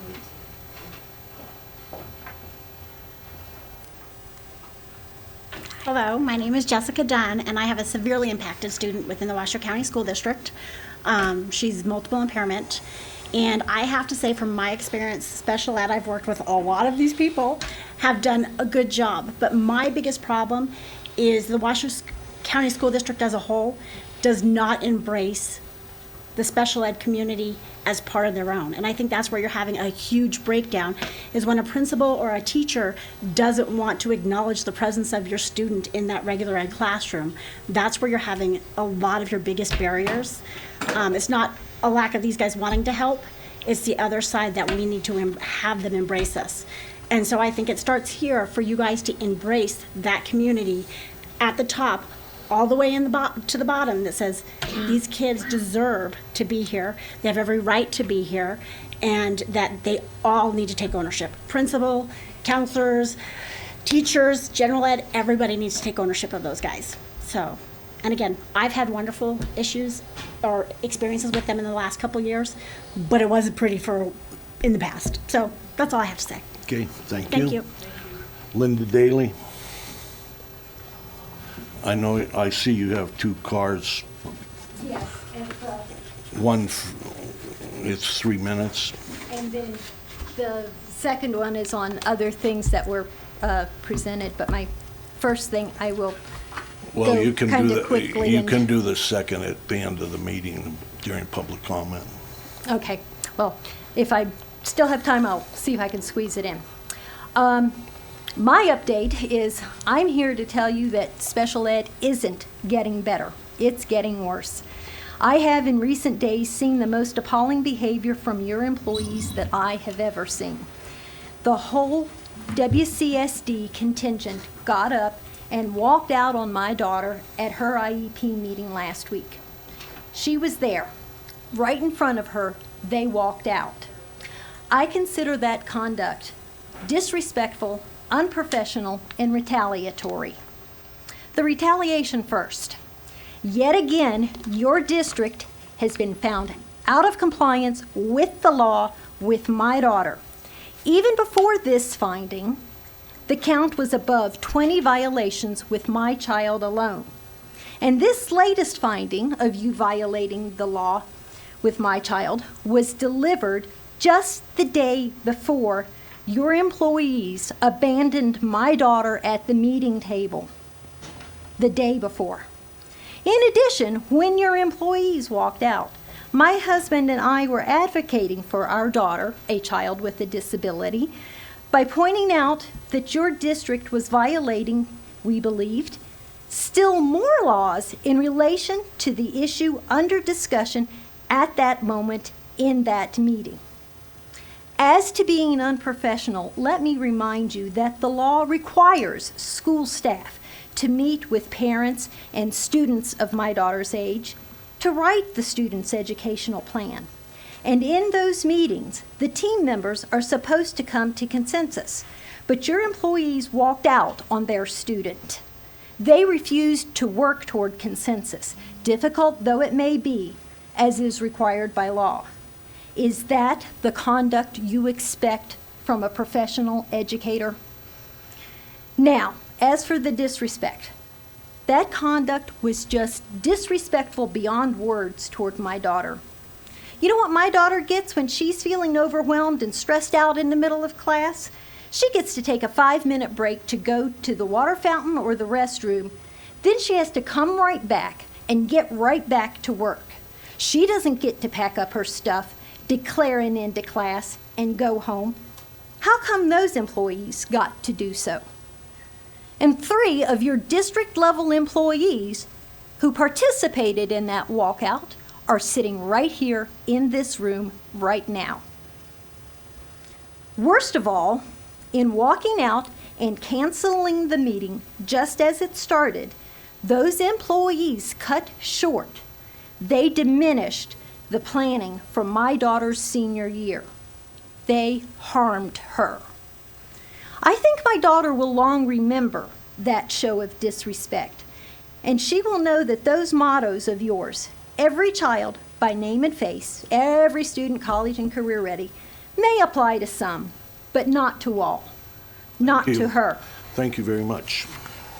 And as I go, I will just say, this complaint tells you all the training needs to come from outside the district. So when you hear your people saying that they're going to provide training to the district, Thank you. consider the source. Thank you very much. Next is Jessica Dunn. She already went? Okay. I don't have any other cards at this time. Does anybody want to speak? Okay. Thank you very much for your presentation. Thank you so much, President and Trustees. Thank you. Bye now. You're doing well.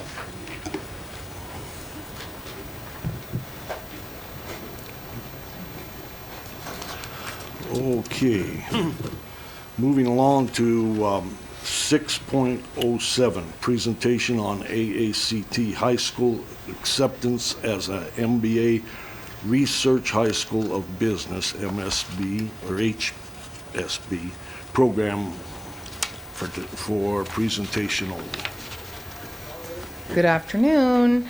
We are delighted to be here today. I'm Dana Ryan, the I don't know what I am, Director of Signature Academies and CT. Had a moment there, right? A senior moment. Oh, Right. good. And this is Ashley Felsing. She is the business teacher at the Academy of Arts, Careers and Technology. And this year, AACT made a decision to apply to be an MBA, Master's of Business, right? MBA, I don't know what it stands for. Marketing Business Administration. High School of Business. This is a nationally researched program that provides a ton of resources to our kids and aligns them to post-secondary education in a way that's a little bit broader than the program that our state offers, just in allowing us to do work around the standards. So after a lot of discussion, we went through a very lengthy process to put together an application for that, and many meetings with the folks at the MBA Research Division, and they were finally approved. So that program will be implemented starting next year. Part of the requirement annually is to come and report on how that's going, so that you kind of know what's happening in your school, so if, in case someone were to call you and say, hey, we hear you have this. So Ashley's here to give you an overview of the program. She's going to do that quickly because we know that you guys are busy today. But we wanted you to just have kind of a picture in your head of what the differences are and what it's going to look like going forward. So Ashley Felsing. Okay, thank you. We do have some literature for you. The PowerPoint is quite lengthy, but I did not put it together, so I apologize that it's so long. But anyway, we are excited. The students are very excited to start, and we actually have a waiting list to get in for next year. So it was met with quite a bit of approval from parents and students alike. So part of what we'd like to talk about is most jobs by 2020 will require a college degree. This program actually prepares students for college or career. There are quite a few students, about 25%, that go on to get a degree in business administration. There are up to 10 credits that students can earn by going through the whole program, which will be 4 years. It's mandatory to go through 3 years, but we chose to do the extra year just to give our students a leg up on their competition. And I'll just keep going through really fast.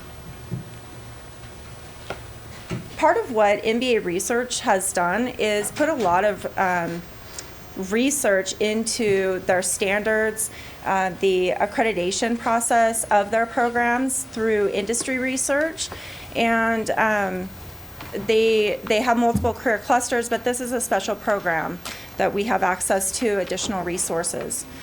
This is just what our 4-year program will look like for students coming in freshman year. Next year, they'll start with leadership and wealth management, in addition to the regular business class that I teach, which is an introductory level class that teaches also some personal finance. And then they'll continue on to principles of business and business economics, principles of marketing and principles of finance, and then their senior year is where they actually start putting all of their major projects together, and it's more project-based instead of reading or standards-based. So throughout the years, they will actually be committed to maintaining certain projects and working with the community. This is one example of what they're expected to do, which we already implemented this year. So it'll be a fully managed student store. We've gone through the creation of it this year and figured out what our hurdles are, and so now the students are ready to take it over, and I will just be there to assist them, but it's up to them to actually manage it. So it'll give them some real life career skills. Inside the classroom, it will look a little bit different than what you may be used to seeing when you walk into a classroom. So if you ever do come and visit, we'd love to see you. You may see them all huddled around a computer. They'll each have their own computer, which they are required to work on to do various research, but they'll be all project-based lessons. So I won't be typically lecturing to them. It will be more of me helping and mentoring them as they go through the projects. One of the projects that they will be committed to doing is a vacant lot project, which I'm sure will have an easy time of finding. They will have to create something out of that vacant lot, and they have 2.5 weeks approximately to complete this project. So that's one example. They will have to go out and interview community members, do research, create a decision matrix, and then also present to the public, which may be the Chamber of Commerce, as to what they believe that vacant lot should become. But everything is team-based, and it's all very collaborative, which goes in line with the 21st century skills that we are implementing through the district. So it's all hand in hand, which is nice because we've already been through all the training through that. We'll also be gaining more local business connections through this program, so the students will have a lot more hands-on activity with the community and give them some more experience as to how to speak to people in the community, and then gain some more soft skills too. Through the program, we do have a steering team that we're putting together. We go through professional development, which I and another business teacher will be doing 2 times a year, and we've already committed ourselves to multiple web conferences and trainings and quizzes, so it's not something that's just been rolled out quite easily. But we're really excited. We have a lot of peers that are willing to help us and make sure that we make the best of this program, and ultimately the best for our students and our community, because that's what it's all about. Post-secondary connections, MBA Research, I'd like to point out, is working on getting more universities in line with this program so that students have the ability to go to any college or university and transfer their credits that they receive. And right now they are articulated with, now it's escaped me, but a university in Ohio. So they have set the precedent for colleges to step forward. And we also offer honors waiting for these classes. And I'm going to just keep scrolling through, but if you have any questions, now would be the time I can answer those. Do you want to tell them that you took on FBLA this year too in anticipation Oh. of the rollout here, and you had a gold medal winner? Yes, we 3 gold medal winners. So one being Dr. Ryan's daughter, which I'm very proud of. So this year we also. I know. Well, thank you. This year we did take on FBLA, which is Future Business Leaders of America, and our students did a really good job, actually. Most of them did place and get to walk up on stage and get a pin, but we did have 1 gold medal winning team, so we will travel to Chicago right after I get back from training in Ohio. I literally unpack my bag and pack the next morning and leave. So we'll have a busy summer ahead, but it's very, very awesome that they were completely shocked. Out of 22 teams, they won first in business ethics, so I'm very proud of them, freshmen and sophomores. So we're looking forward to more great things coming from our students, and hopefully we'll set a really high standard for everyone to follow. Trustee Frankel. Thank you, President Mayor. Sounds like a very fascinating and wonderful development, and very excited to hear about this. I have a couple questions.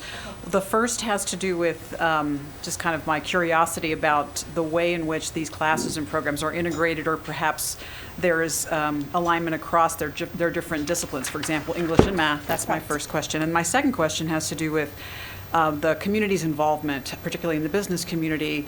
I would say, as they get in high school, to have the opportunity to do internships and to have mentors. I was just wondering about that relationship and what you have planned for in that area. Well, luckily I have 3 more years to plan for that senior year, which is when they do their job shadowing or internship. But I do have some community members that would love to come in and talk with the students. Right now, the city manager, City of Sparks manager, Steve Driscoll, has agreed to come in and speak with the students. I actually got my MBA.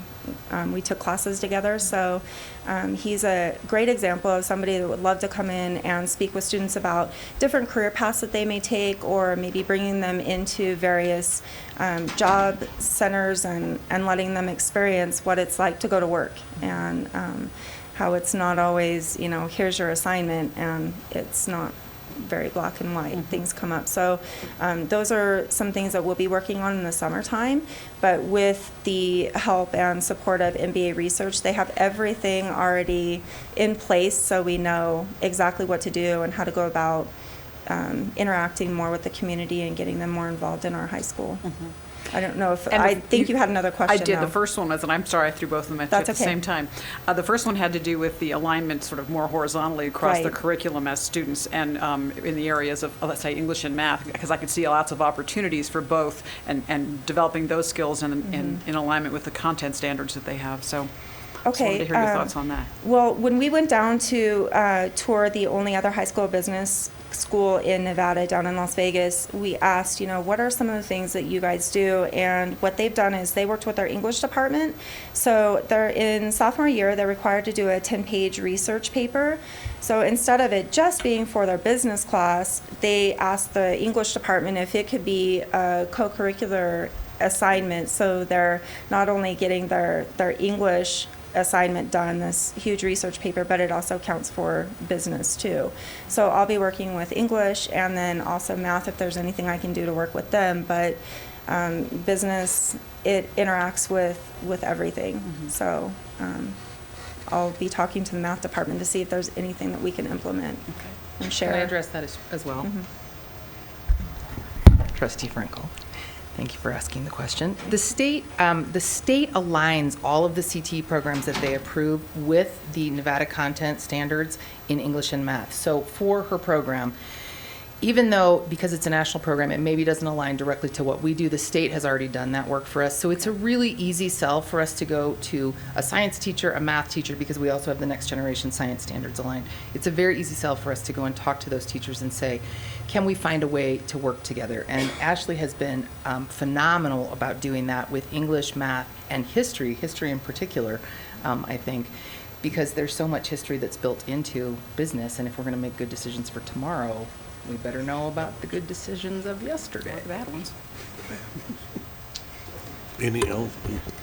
A comment and a question. Thank you, President Mayor. One is I was going to ask you about business ethics, and so I'm glad you mentioned that we won that because I was looking at the curriculum. I was wondering what part of it, at what level do you teach business ethics? I think that it will probably be incorporated in every class. I actually will be doing training about a semester before I teach it. So they'll give me all of the course outlines, everything that the students are supposed to be learning, but it seems to come up, day to day. We talk about things, current events, what would you do in this situation? It's not always cut and dry, and there are some tough decisions you may have to make based on how you feel and if it's legal. So that was something that we talked about extensively with the FBLA project, but it comes up in class all the time just because of the various projects we already work on. Okay. No, that's great to hear. The second thing is there the potential, I know you mentioned one university has already jumped in, because ultimately is the goal to be able to get college credit from this.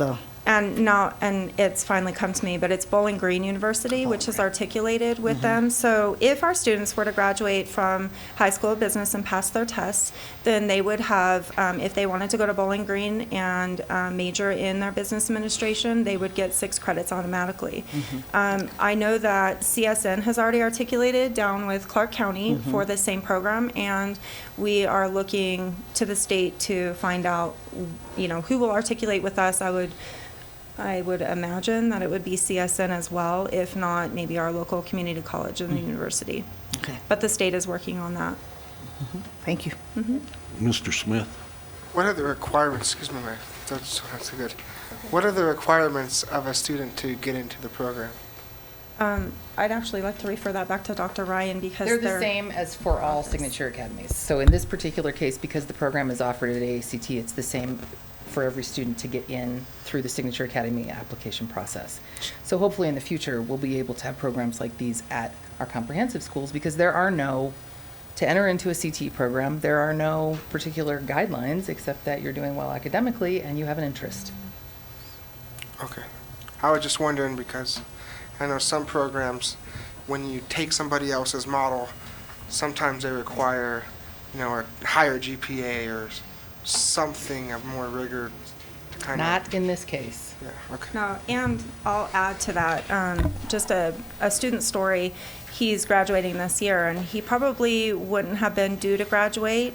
He was somebody that maybe would have been going down a different path with his life, but because we we wanted him to succeed. We take all of our students on, no matter what their GPA is, or maybe what they've been used to in previous years, and I don't know, I think we do it a little bit differently. So he's getting ready to graduate, and he's received several scholarships and is ready to go on to college, and everyone's very, very proud of his success. And so I don't necessarily look at GPA as well. You know, if they would be a really good student, I think it takes a little bit of time and patience, and I think anyone can learn. So I'd hate to not allow someone to take the classes just because maybe they struggled a little bit from outside factors. One more question. Yeah, go ahead. You had mentioned that there's already a waiting list, I think, for this program. Mhm. What is the seat capacity in this program? And then for this coming year, and then what is the projected growth that we're able to give it? Anything at all? Right now, it's the projected growth. This is the first year they've had a wait list, by the way, and it's not a very long wait list, but it's a wait list, and that's a really big deal for us. So right now, the capacity is 18. It can probably grow to 20, but ACT is kind of landlocked, right? There's no more classrooms, there's no more space, so there's a limit to what they can take. So probably we're looking at a cap of 20 on this program, possibly 21 in the future. So would you do cohorts, the same 20 each, or do you add a new 20 every? So at capacity, you have 80 kids? Yes. Okay. At capacity, there's 80. Okay. Any other I have a question. Those kids at they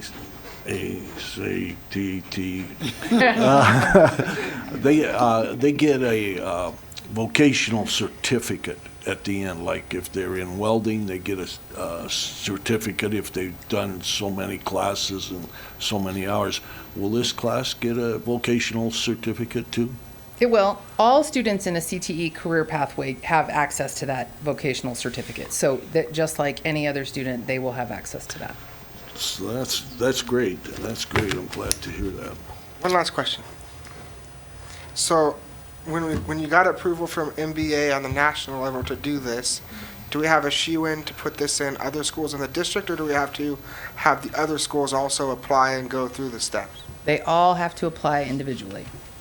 Yeah, it's a school by school kind of contract, if you will. Okay. Terrific. Any other questions? Thank you very Thank much you. for taking the Thank time you. and coming to us Thank you for your time. show us such a great program. Okay, moving on to 6.07. I mean 8, excuse me.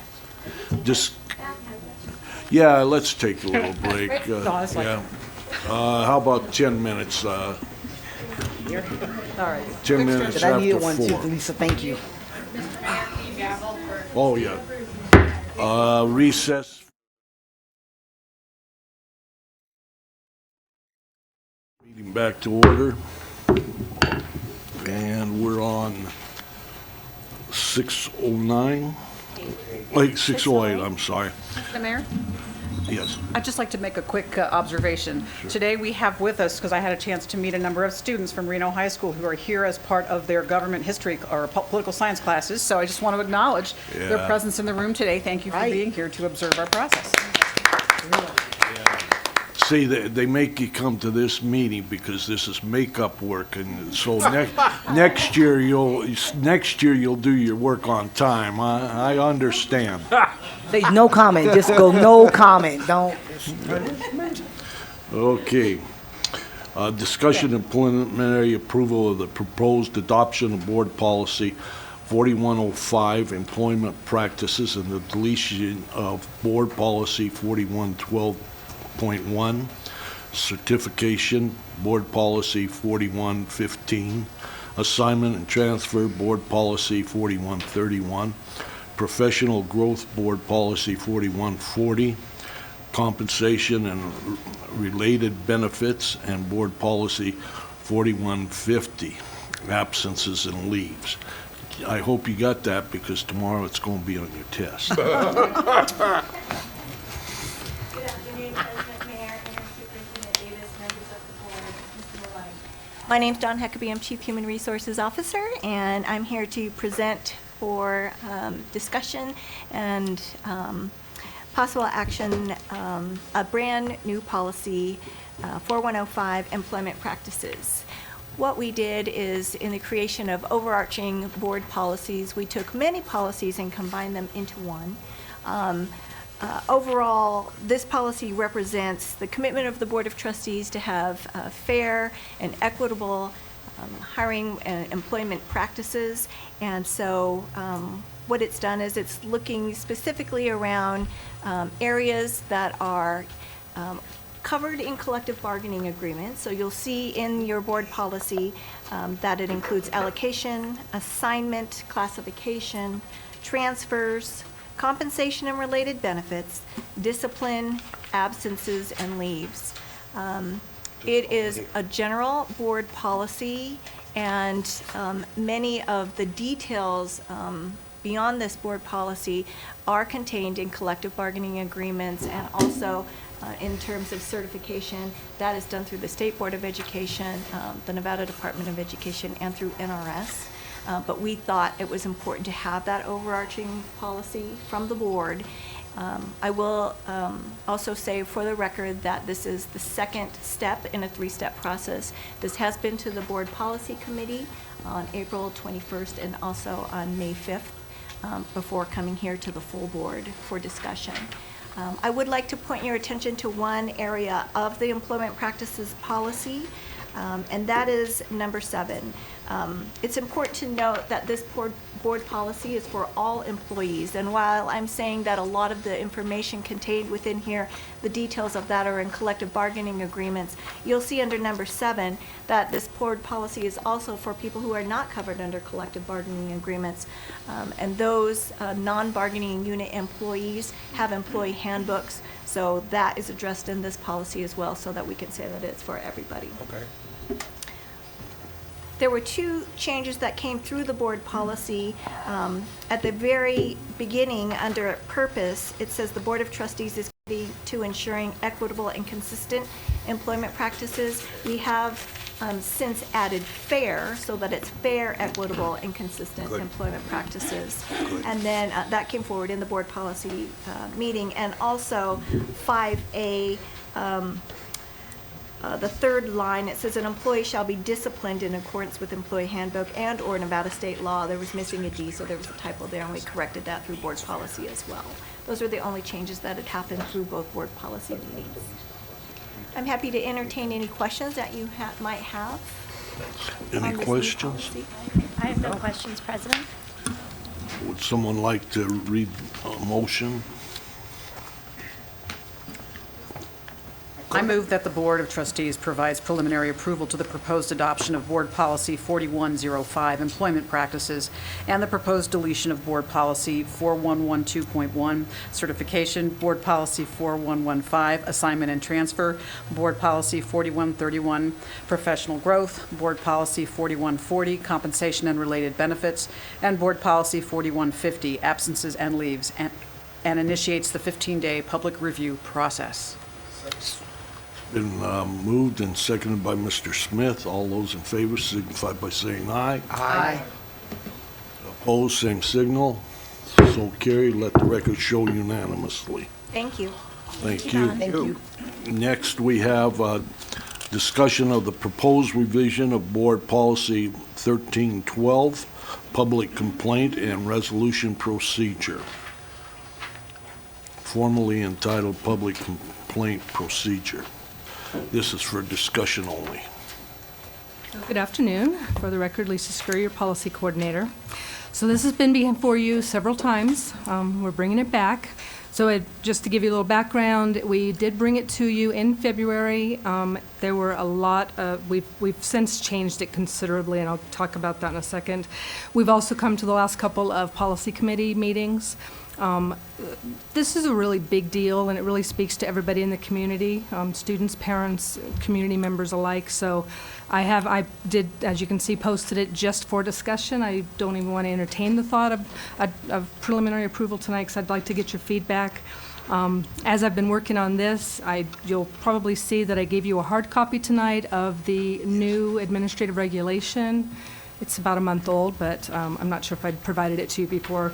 But anyway, it kind of outlines what the process is. There were a lot of polls, and actually, I actually think the last procedure was kind of hard to follow, both for us and for our community, and that's not really fair. So through leadership team and ultimately interim superintendent Davis, we did change that and adopt it. There's since then a couple more changes that we're looking at. I met with the Council on Family Engagement last week, and we kind of went through it step by step. And based on some of the recommendations they have, looking at making some changes on the website as well to sort of give some better definitions of what Title IX is or what ADA is, things like that.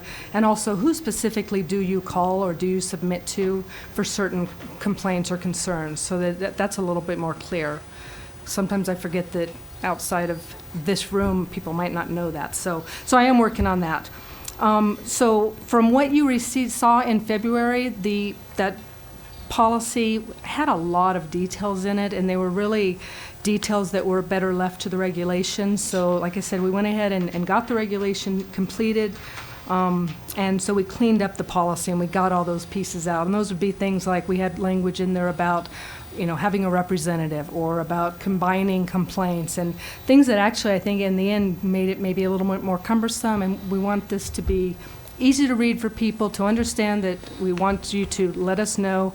And as I've said every time, we put in that word "and resolution" in the title, because it's really about resolving concerns, not about just receiving complaints. So that's kind of where we're at.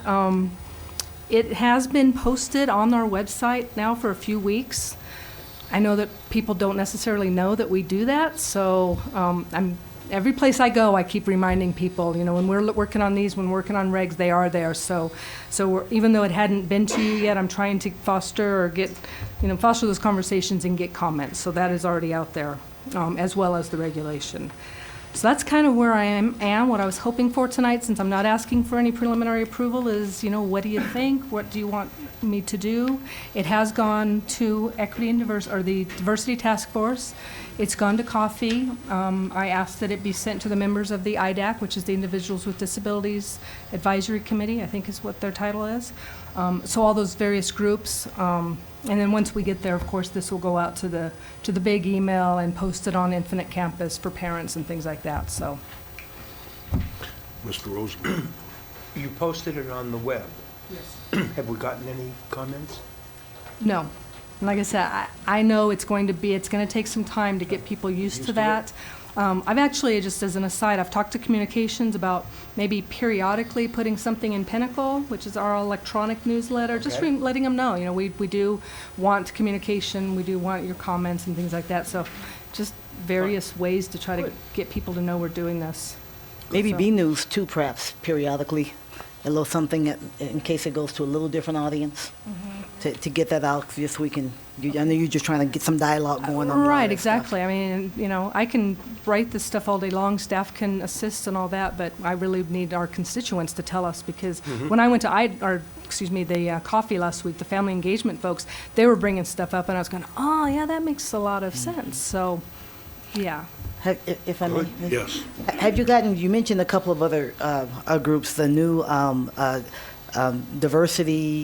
disabilities group that, I'm with you, what helped me, it was It's IDAC, it's the IDAC. Individuals with Disabilities Advisory Committee. Group, yeah. And what I did, since I emailed it, and I had them email it to the chair so she could distribute it, so at least I could hopefully get feedback from that group. That's what I was going to Yeah. ask. Have you gotten? Because they just reached out, so I'm going to be meeting with them. So I'm anxious to learn of them. Have you gotten feedback from any of the other groups? I know you said with family engagement, you said you got Yes. great feedback. So for IDAC, I received really, really good feedback, and I continue to talk to, I'm not sure if I'm allowed to say a name, but the Nevada Disabilities Group in town.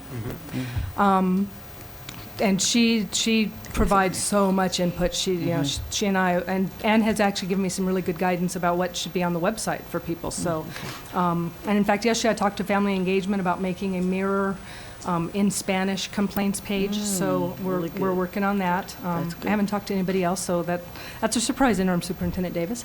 No, it's actually, I commend you for that. I mean, I really do. Well, we met yesterday to talk about, what messaging should they be giving when they're getting concerns, because they don't know. And so we had a great conversation, and it kind of led into that. The Diversity Task Force gave me some really good feedback. They have reviewed these documents. They've reviewed our diversity policy and our discrimination policy. Dr. Sparkman up at UNR, he gave some really good feedback. Trying to think. Family engagement, of course, they've had it a couple of times. So you've gotten a lot of the feedback back from these groups that you've sent it out to? Yes, absolutely. Yeah, we've been working on this for a year, truly. The first time you all saw it was in February, but we've been working on it for a long time, probably longer than should have. I should have probably gotten it to you a lot sooner, but better late than never. So now the next step is to go to policy committee. Well, we've been there twice, and the reason you allowed me to go ahead and bring it here was the last two meetings we haven't had a quorum. Right. So we had talked last night, and obviously I'll do whatever you direct me to do, but was to go ahead and make sure we had everybody so we could start that conversation. If you want me to bring it back for additional discussion, happy to do that. I can put it on Tuesday. Why don't we, next week at the policy committee, hopefully we'll have a quorum, but you can have the input from the other committees and see what we want to add or subtract. And I'll go ahead and post the regulation as well, so we can kind of look at that process, so you know. As I've said before, the end result of a regulation could be a meeting with this group, so just want to make sure you understand the process that could lead to that. And it should, so. You're right, absolutely. Okay, we have two public comments on this item. So Becky McCall.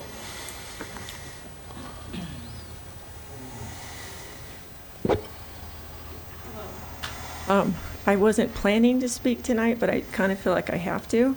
I'm kind of nervous. I have kids in special ed too. As a special ed parent, and this has to do with the complaint thing, I've never filed a complaint until last week, because I actually did witness the walkout at the Dailies meeting. I was there to support my friends. Anyway, and I'm not going to talk about the meeting because that's a privacy thing, except to say that one of the administrators did show a kind of obvious dislike for the Dailies, and Mr. Mayor, kind of the way you judged Linda when they're just trying to trade buses for the special ed mom that was here. I kind of feel like I don't think everybody should be taking sides, and I think we need more professional development for this school district, especially when you're taking complaints. I did file this complaint. You have to be talking about this item. I am. I'm trying to get to this. I filed a complaint last week. I have not received my 3-day time limit, because that was today, unless it's in the mail, that you were supposed to respond to me to tell me that you at least received it. I haven't got that. And so my concern is this: you keep rewriting these policies, but is anybody following them? When I came to the district to file the complaint, I was here with my friend because I said, I've never filed one, what do I do? So he said, no, first we do it at the school, and I tried to do it that way where we're at, because he said you have to go through these procedures. When we got here, I was here, and some man, the reception was real nice, but some man came out and he said, you can't see Tracy Davis, because I said, well, if she had time, because I was told she was in a meeting, I understood that, but I said if she happened to have time, I could wait here.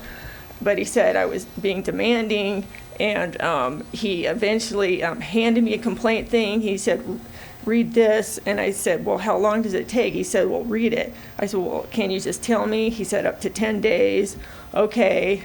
And I'm really confused, because I'm sorry, I didn't plan on coming up here. But there was another mother that came with us. She was going to file a complaint too, but after the 2 armed officers came out to deal with us, she decided not to, and it was very intimidating, and I like cops and everything, but I was like, whoa, I really think you guys need to go to places like Walmart and McDonald's to get some people who can do customer service, because I can go to them and have a complaint, feel better that I vented and not blow it into this big thing that it becomes, just because it's almost like you guys are avoiding listening to people. And this 20-page, I don't know what it was, I got attached to my form. I'm going, are you kidding me?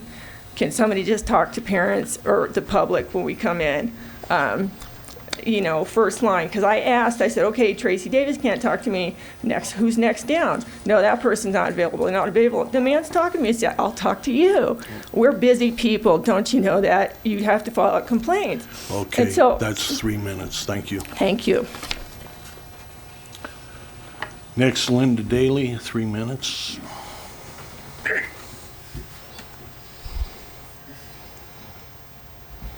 Some of her points I will reiterate. When parents stop by to pick up a public complaint form, which you should have available at the front desk, I don't think it's appropriate that you have armed officers greet the parents trying to show up and request a form. And further, whether your policy is the current one or the new one, I'm very concerned with you actually following the policy. Within my family, we have followed it previously, and it's not followed through on. We're still awaiting the next steps in complaints that have come from my family. And I think that you all need to hold yourselves accountable and lay out what recourse parents have when policies aren't followed. And I'm not talking about a resolution that a parent doesn't like. I'm talking about you all not following the steps that you have set out to go through to meet with parents to come to a resolution. And further, I don't think it's really appropriate either to be making disparaging comments about parents who come to address you here in public comment. So to cut people off, I mean, it's public comment, they get their 3 minutes, and you may find them scattered or disorganized or slightly off topic. In their minds, that's their time to speak, and they have something to say to you, and you are their elected representatives. So I would ask you to do them the courtesy of hearing them out. Thank you. Thank you. Okay. Then you've got that all, okay, So I will bring it back next Tuesday, and then we can decide where we want to go from there? right. Okay. Okay, now moving on to 6.10, discussion and preliminary approval of the proposed deletion of board policy 6115, culture and ethnic recognition. Lisa. Good afternoon again, Lisa Scurry, Policy Coordinator. This is simply housekeeping, and, you know, on me. When we created our equity and diversity policy, which was adopted a couple months ago, this policy should have been deleted. Everything that's in it was basically rolled into the bigger policy, so I just neglected to do that. So I'm coming to you today to ask for preliminary approval for the deletion, just as, again, as housekeeping. So moved. Second. Been moved and seconded. All in favor signify by saying aye. Aye. Opposed, same signal. So carried unanimously. Thank you. Thank you. Okay, 7.01. Board members' requests for future Board of Trustee agendas and agenda items. Any requests? Okay, we'll move on to public comment. You have 3 minutes. I already have your card, Mr. Dean. Oh, well, Another one. Goody, goody.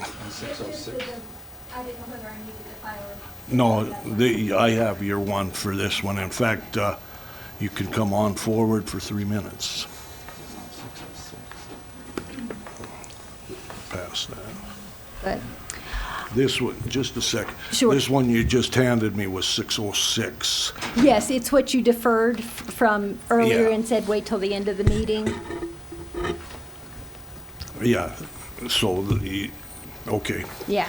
So, anyways, the additional thing, I mean, I had prepared and timed it that I wanted to speak on the compliance issue, but a couple of things that came up during the presentation, your comments and Mr. Salvaggio's comments.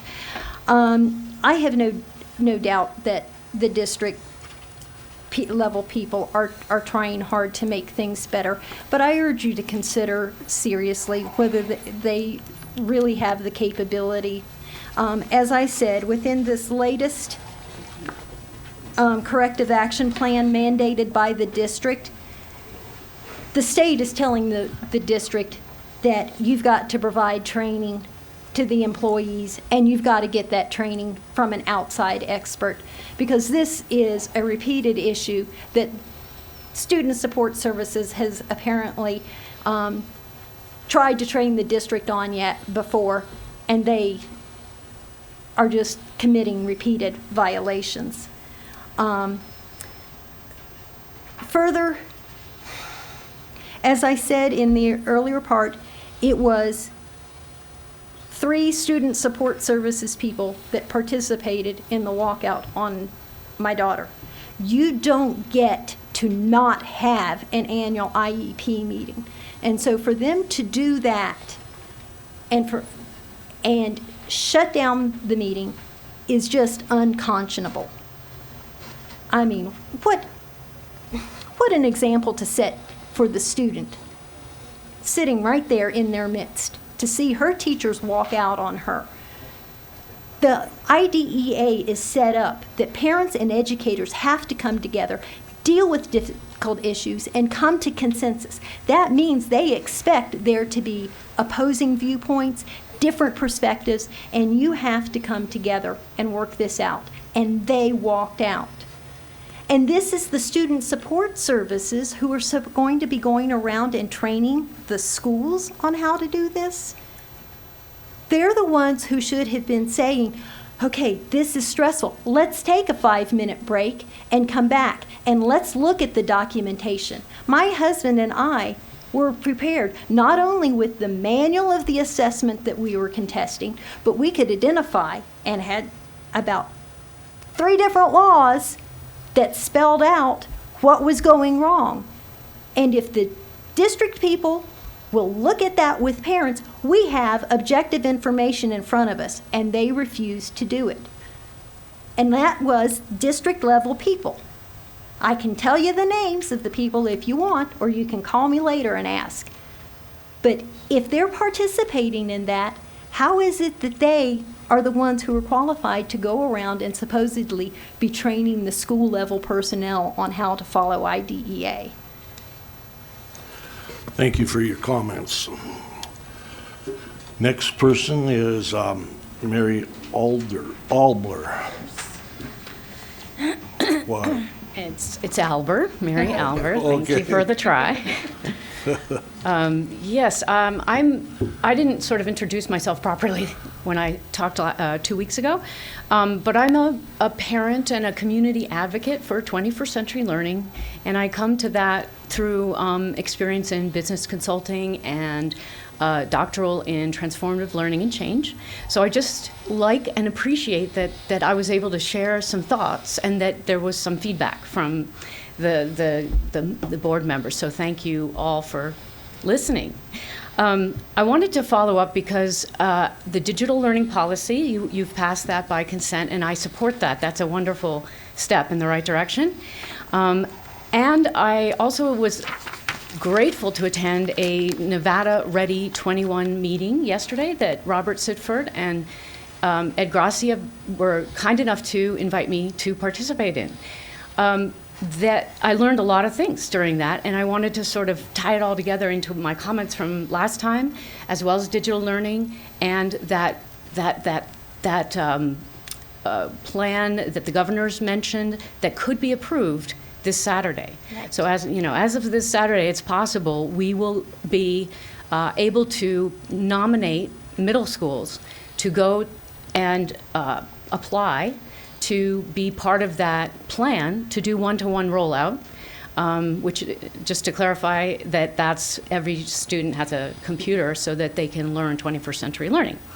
So what I wanted to comment on, though, about all that was that the comments last time with Trustee McClure, she pointed out that the plan when Heath was here did have a one-to-one goal for those who were, I don't know if Howard, you were on the board at that time. But that was in the 6th goal at the time.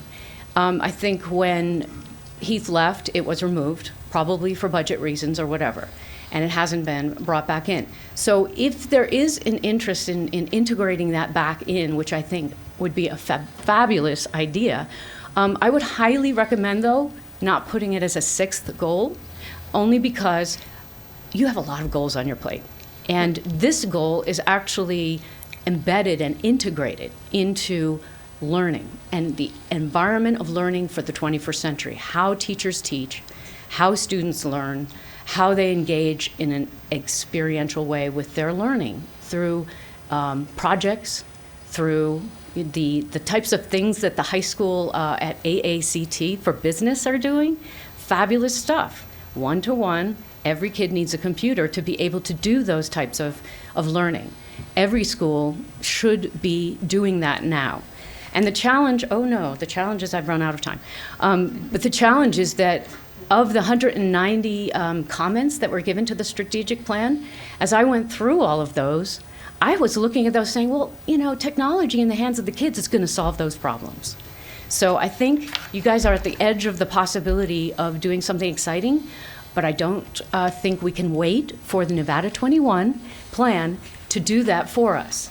We as a district need to take ownership of that and make it happen before they can. Thank you very much. Okay. Any of you bright students want a public comment? No? No. You get extra credit. Extra credit, extra credit. If not, the next meeting, May 19th, 2015, at 12 p.m. That's our special meeting for the before our special meeting of the board on May 20th, 2015 at 2 p.m. So we have the special meeting at 12 on May 19th and our regular meeting for the adoption of the budget. Okay?